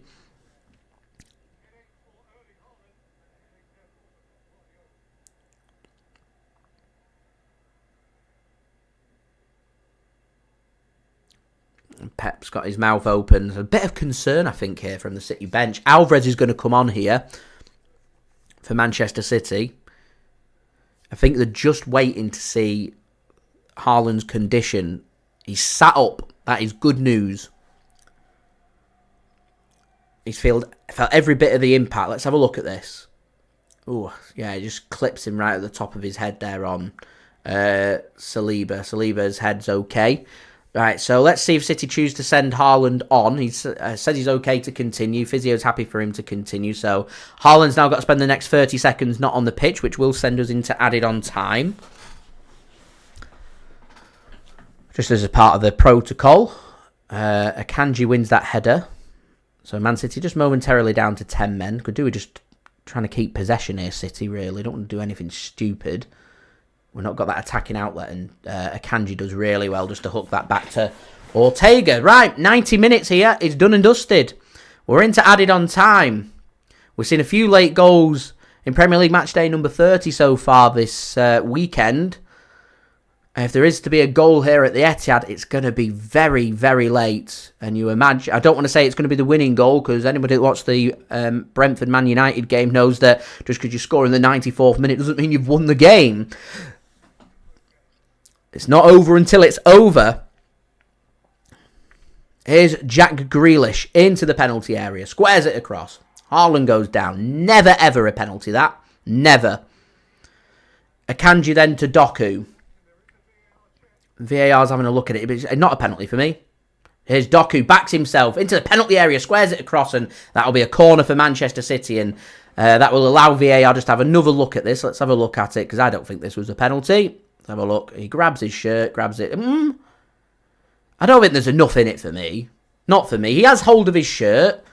Gabriel's been doing that all game. It's not really been penalised now, so I don't see how VAR's going to go past that either. You do run the risk of putting your hands on somebody that could happen, and you could give a penalty away. Such an important game. I don't see a penalty being given. We do have a corner, though. De Bruyne sends it in. Can we finally make something happen? Akanji just ducks out the way. I think he thought he was offside, and doesn't materialise to anything. And Arsenal, I'm amazed by Arsenal's approach. They're settled. They're happy for a 0-0 here, Arsenal. I am amazed that they're happy for a 0-0. I get that if you take out the equation, this is a title race, and you're seeing two high-quality teams going toe-for-toe, you'd say Arsenal picking up a point at the Etihad is a tremendous result for them, and it is a really good result on paper. However, in the context of the Premier League title, we're going back to that match at Anfield.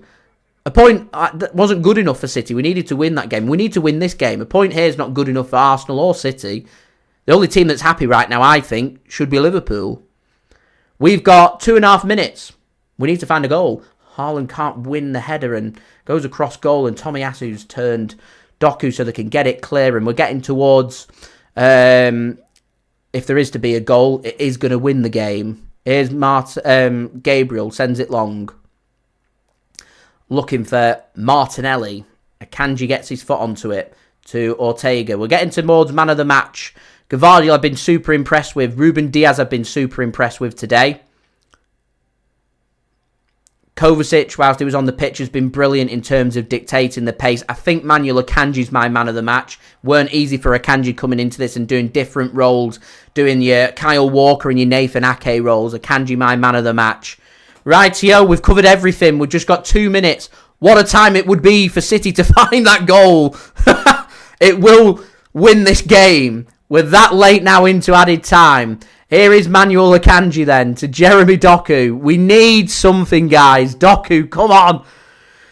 Tomiyasu does so well, tackles Doku, and he's just going to try and take it past Akanji, and he gets a free kick as well. And that could be that. That could be that. Arsenal have taken it quickly. They're recognising the importance of winning this game. That they've chosen to take it quickly, because I thought they'd have just sent everybody forward, take the time, and then just hoof the ball, because they've given the ball away. That's really poor from Arsenal. If City go up the other end and score from this, if I was an Arsenal fan, I would be furious from what just happened there. They had control of the football with a minute to go at the Etihad, 0-0. They give the ball away needlessly. Jack Grealish gives the ball away needlessly. Neither of these teams are scoring in a month for Sundays. This is 0-0. Declan Rice sends it long. Gvardiol does ever so well, and that'll go out for a goal kick to Manchester City. So we're getting now to added time on added time. But I'll be honest, Blues, it looks like this is going to be 0-0. Last chance for City. There's 25 seconds. There might be maybe 30 seconds that the referee chooses to add on for a little bit of time wasted and the ball being inactive during added time. But it's now or never. Bernardo into the Arsenal half. Gvardiol, Grealish. We need something, guys. We need something. It's got to go in the box. Arsenal nearly get the ball back off City. The 5 minutes are done. What's the referee want to add on? Rodri just chips a ball forward, and that'll be that. Straight into the hands of David Raya. A referee says, yeah, I'm happy with that. 0-0. It's just not been a classic game of football. This is the same result that should have been at the Emirates Stadium, where both teams just cancel each other out. Arsenal got lucky with a deflected goal at the end and won it. Man City didn't have the luck today. It finishes 0-0, and it's just in a must-win game for Manchester City. I'm not going to hide my disappointment. Arsenal are pretty happy with the point, because on paper a 0-0 at the Etihad is a fantastic result, but it's Liverpool that's happy right now. Liverpool are delighted with this. It's no longer in Arsenal's hands. It's in Liverpool's hands only. Liverpool know if they win every game between now and the end of the season, they win the Premier League. And for Man City, we need Liverpool to start dropping points. We need Liverpool to lose a game, and we need to start thinking about goal difference. There's not been any real quality there from City, so I'm disappointed from that aspect. But I want to say to you guys that it is, for me, I mean, Pep Guardiola's given Jack Grealish a bit of a telling off there. He wants him to be more direct and go with the ball. I think Jack Grealish accepts that. I think he's just a bit disappointed. But to me, it's so difficult. The Premier League's not over. Nothing's been decided today. There's a bit of words being exchanged between Haaland and Gabriel. I think they've just enjoyed a bit of the physicality. Pep Guardiola's telling Erling Haaland to just walk away from the situation. Declan Rice is smiling about it. Pep Guardiola is currently ushering Gabriel away. He's got a big smile on his face. Gabriel's really enjoying the physicality of the challenge a bit. Haaland and Gabriel now don't like each other, but have a little hug. Julia puts a really good summary there. Nothing's gained, gap widened, not great. We've got, 9 games left of the season. We've got no games in hand on Liverpool. We don't have to face Liverpool or Arsenal. We're in touching distance. The biggest concern that I have, guys, is the goal difference. 5 goal difference on Liverpool is, to turn that around in 9 games when you've not got to face each other, is so difficult to do. It means for us to start putting pressure onto Liverpool. I mean, let's not forget Arsenal are ahead of Man City as well. We now need Arsenal to drop points somewhere. So I think that's why Arsenal are happy. They're happy to say, we'll take it out of our hands, but we remain above City. So they know if they win every game between now and the end of the season, they at least finish above Manchester City. Potentially they win the Premier League, potentially they don't. But it's... I just think from an attacking point of view, I'm very disappointed with today's result. I'm disappointed with Man City's finesse in front of goal. I'm disappointed with the amount of opportunities that we didn't create. I didn't think we utilised our set pieces very well. It was a drab, boring game. And to me, Liverpool are favourites for the Premier League now. They have to be favourites for the Premier League. Man City need a turn of events. We're needing a few things to happen. I mean, Liverpool could drop points and it still might not be enough because they draw a game. We still need them to drop more points.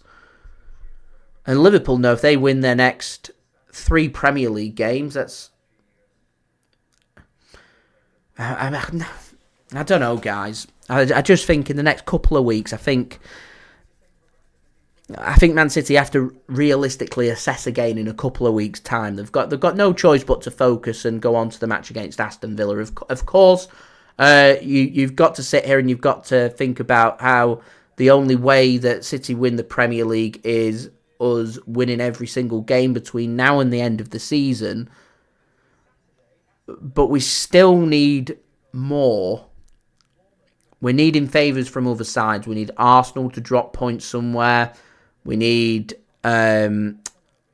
Liverpool to drop points.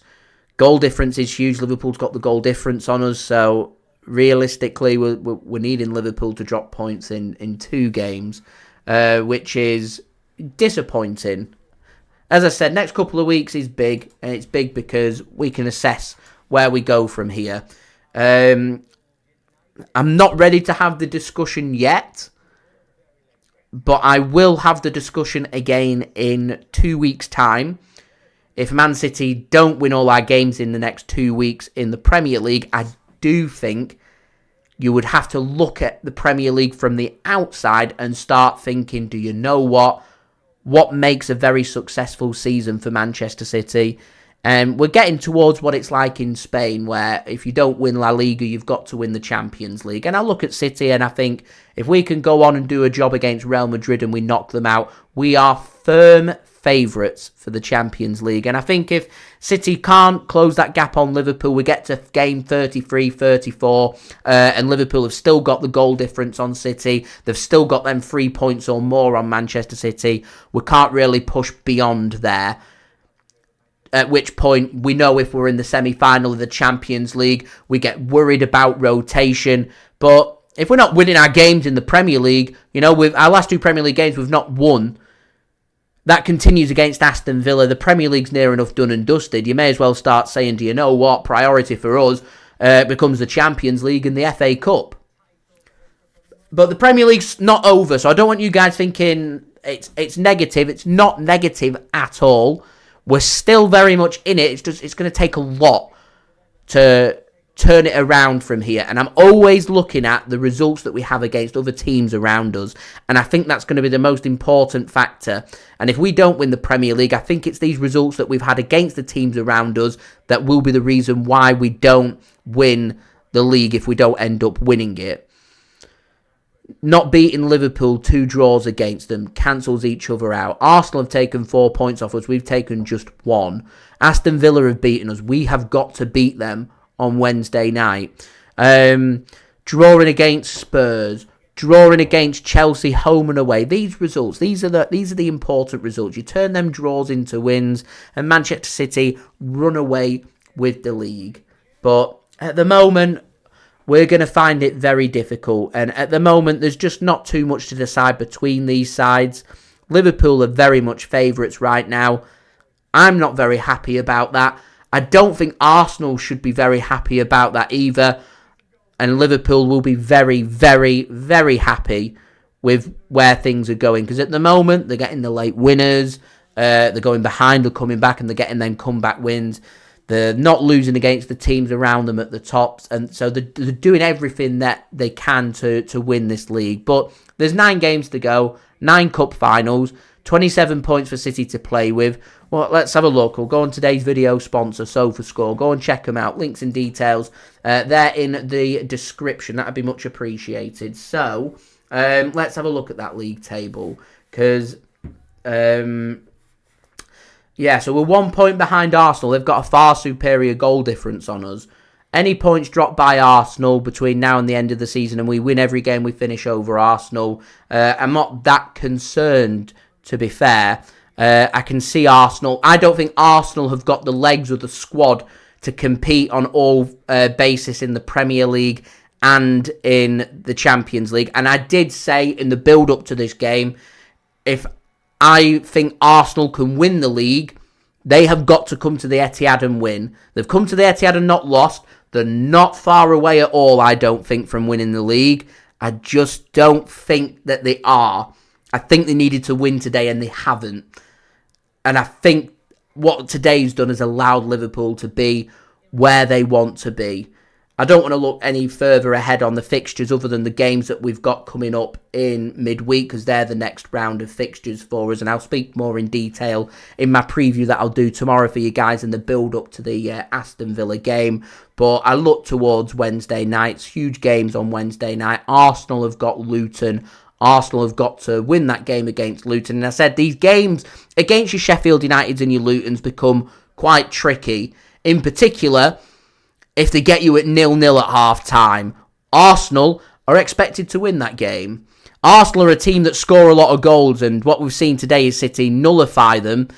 And I'm hoping that other teams in the Premier League will look at it and say, you want to nullify Arsenal, you need to force them onto the back foot. Because you force Arsenal onto the back foot, their attacking presence isn't there.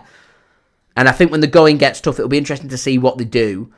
When it gets to there, you must win this game if you want to stay in the title race, because if you don't, it's over. That's them. They are the pressure games. City and Liverpool have done it. Arsenal last season crumbled when they were put in that position. They've done better this season. Can they continue the race? That's the question. For Man City, at home against Villa, it's win or die as far as I'm concerned. I just don't think City can afford to drop any more points. I don't think City win the Premier League if we drop any more points. We need 27 points. 27 points sends us on to 91 points. I think if we don't win the league on 91 points, I think we're a little bit unlucky. It means someone's finished on 91 or above, and it's a very, very decent total, which, we can't do anything about it. That's my opinion. Liverpool, they're not playing until Thursday, so we have the opportunity to at least go level on points with Liverpool for a day and put them under pressure. Sheffield United at home is a game that Liverpool should be winning. As I said, they'll be looking at it and thinking goal difference could be quite crucial here. With that in mind, we need to be putting Sheffield United to the sword. Sheffield United need points. They become tricky games. And if Sheffield United hold firm, these matches against Sheffield United and your Lutons can be very difficult. Do I expect Arsenal and Liverpool to go out and win 5-6-0 against these sides, in particular at home? Absolutely. Doesn't necessarily always happen. All we can do, all we have control on is our games. 9 games, 27 points, 91 points. 91 points, I think 75-25 wins us the Premier League. But you just, no margin for error. You can't afford to drop any more points. As MCFR, thanks for tuning in, much appreciated, says, you continue to drop these points at the Etihad Stadium. Too many points dropped. Chelsea, Spurs, Liverpool, Arsenal. Can't afford to do that. Must win games. 19 home games in the Premier League. 57 points. That puts you in a really good position. Because away from home, I don't think City are that bad.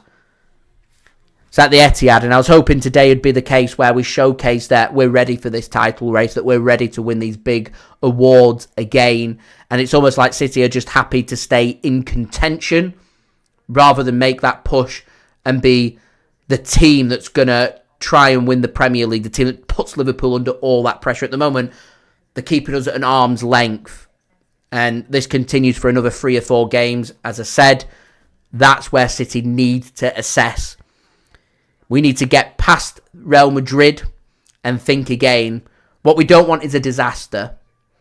April, I've called it astronomical April. April holds the potential of us retaining the treble. April has the potential to take us out the Premier League title race, to knock us out of the Champions League and knock us out the FA Cup. And if we go this season trophyless, it's a disastrous season. It's not a very good season at all. It's regression, not progression. So the stakes just couldn't be higher, and the stakes just get cranked up and cranked up. And Liverpool, very happy today, keeping City and Arsenal at a little bit of an arm's length. They'll be very happy with that. Very happy indeed. But Liverpool, next Premier League round, they go last. Arsenal win, they go top. City win, we go level on points with Liverpool. It'd be good. We need the result. We need a 4-5-6-0. We need that game where City just go, there it is. That's the standard that we're looking for. But here we are. Here we are. Colonel, I'm not being harsh on Arsenal. I don't think I'm being harsh on Arsenal. Arsenal are stuck with it and they're doing better than what they did last season. The problem is, Arsenal have dropped points where they needn't have dropped points. And so, when the pressure gets put onto them, Arsenal just don't seem to have the answer. And in a marathon sprint, City in the past have shown that they do have the answer. And Liverpool are keeping everyone at arm's length with these late winners. They turn draws into wins. That's what Arsenal need to learn to do, and that's what City need to try and get back to doing. Arsenal having a very good season, but for them to win the Premier League from here on out, because of not facing Liverpool between now and the end of the season, it's out of their hands. And as I said, if they want to be title favourites and they want to win the Premier League, you've got to go to the difficult games and win them. They've taken 8 points off the top two. Brilliant. Well done to Arsenal. But you dig a little bit further beneath the surface and they have points drop where they shouldn't be dropping points. And I think Arsenal's problem comes Luton Town at home. I think it's a difficult game for Arsenal. I really do. Luton are under no pressure whatsoever. None whatsoever. Arsenal are under pressure. Arsenal are the team that have been winning the games. Arsenal have been the teams that have been hammering teams. And then all of a sudden, you've seen just over the last couple of games, they've gone from scoring 4, 5, 6 goals to scoring 2 to scoring 0. How do you respond from there? That's the situation that they're in. So they need to balance it. They've got Bayern Munich, don't forget, coming up next week, which is huge. There has to be a bit of squad rotation. They have to look at games and manage them problems. They have to. Because if Arsenal just go all guns blazing in the Premier League, Bayern Munich will be ready to pick them off.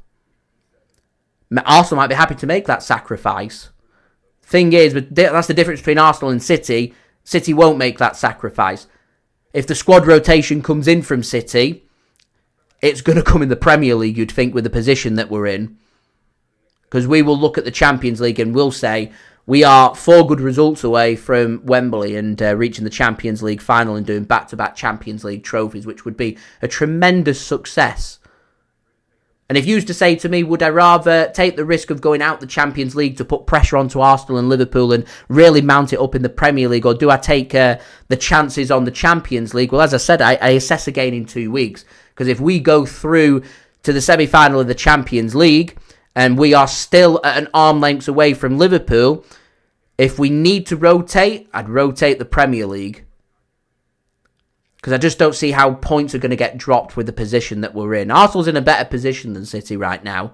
Got their goal difference on Liverpool, and they only need Liverpool to drop points. It'll be a big blow for Arsenal for Liverpool to win the next 2 or 3. It wouldn't surprise me. So,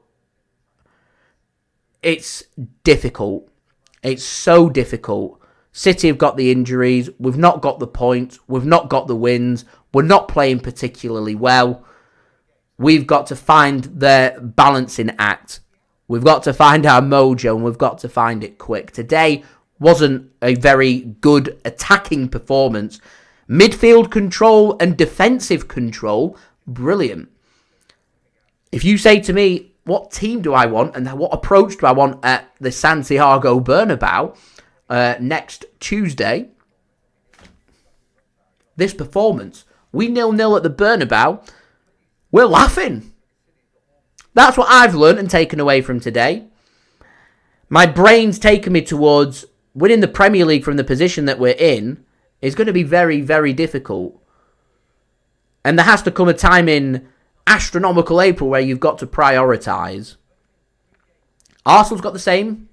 They've got Bayern Munich. Arsenal go through to the semi-final. They can't keep running the risk of going full strength game after game after game after game with semi-finals coming up and their sides going toe for toe with each other. What I will say is if City and Arsenal go through to the semi-final, we've got to do battle again this season in the Champions League semi-final. Arsenal will be rubbing their hands. 1-0 at the Emirates, 0-0 at the Etihad. It gives you a bit of a psychological advantage. So I think there's plenty for City to think about. There's plenty for Arsenal to think about. There's plenty for Liverpool to think about. And I think Liverpool are laughing right now. Liverpool are the winners today. Not City, not Arsenal. This result's better for Arsenal than City. City are the losers as far as I'm concerned, even though we've not lost this game. We've learned some important lessons, though. We need to carry that forward. What we don't want to do is start thinking too far ahead. What you want to think about is, what game we got next? Aston Villa. We play before Liverpool, win that game, go level on points with Liverpool, push from there. Let's not forget, we got outplayed at Villa Park. We didn't have Rodri, but we got outplayed at Villa Park. And it was just a little sticky patch that we had at the end of November, beginning of December. These are the same run of fixtures now where we're just starting to stumble a little bit. And this isn't the time for stumbling. 9 games in the Premier League, 9 wins, 91 points.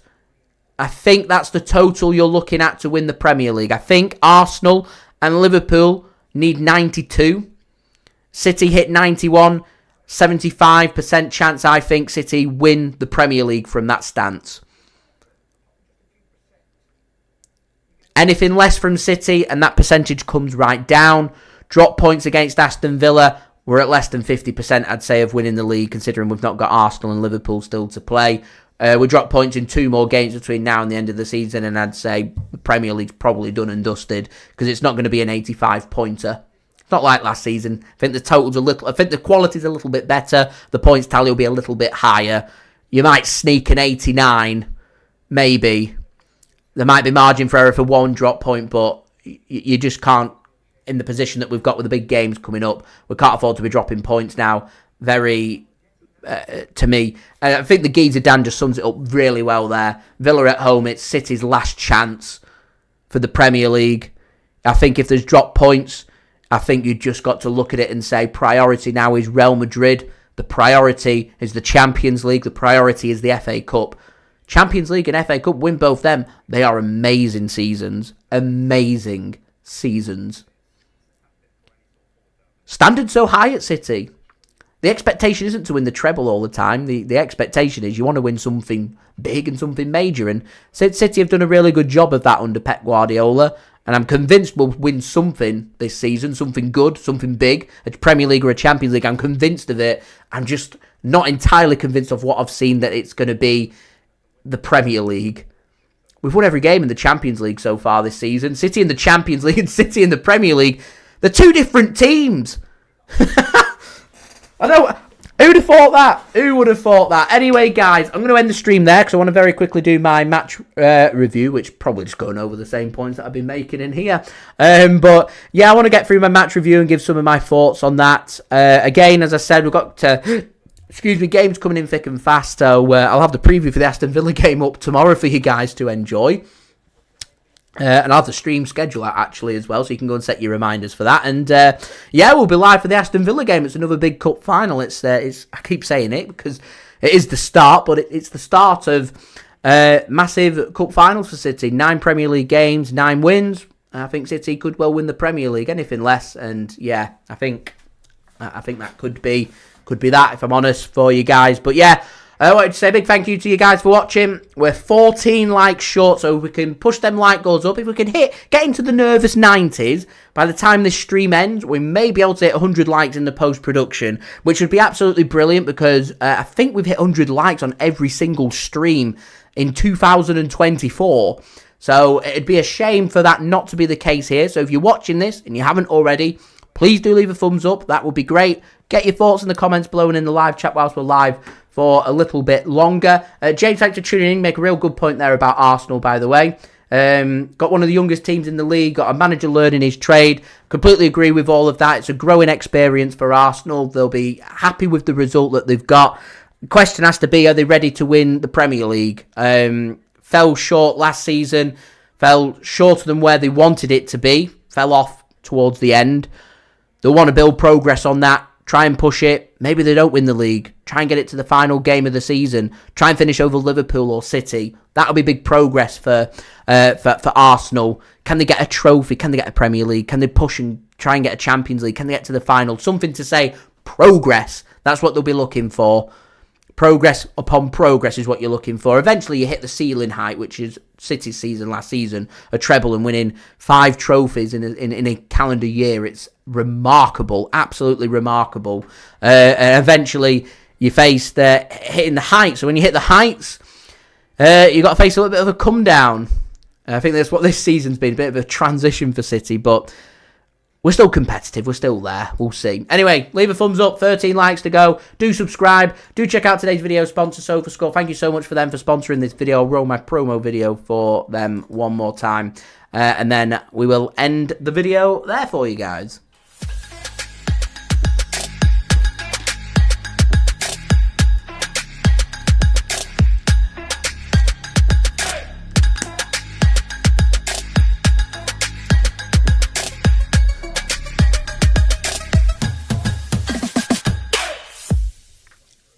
Thank you very much there to SofaScore for sponsoring this video. Provided all of the latest scores and statistics and everything for this game, so do go and check them out. It is a free app to download. Anyone that does download SofaScore using my link in the description or the same link that's in the live chat, or the QR code on screen to take you to the download page does help to support the future content created here on my channel. Social media links there in the description if you want to go and follow me on my Twitter, Instagram and TikTok. Email also in the description and on the yellow banner too if you want to hit me up for any sponsorships for any videos or any general business inquiries.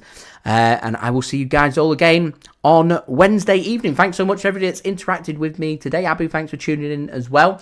Yeah, thanks to everybody that's left a thumbs up. Thanks to everybody that's left a comment and everything and given their thoughts. And yeah, it is much appreciated. And I'll see you all for the next one. So, I've been JSGC. Thank you everyone for watching. I hope everyone is safe and well. Peace. Ciao for now.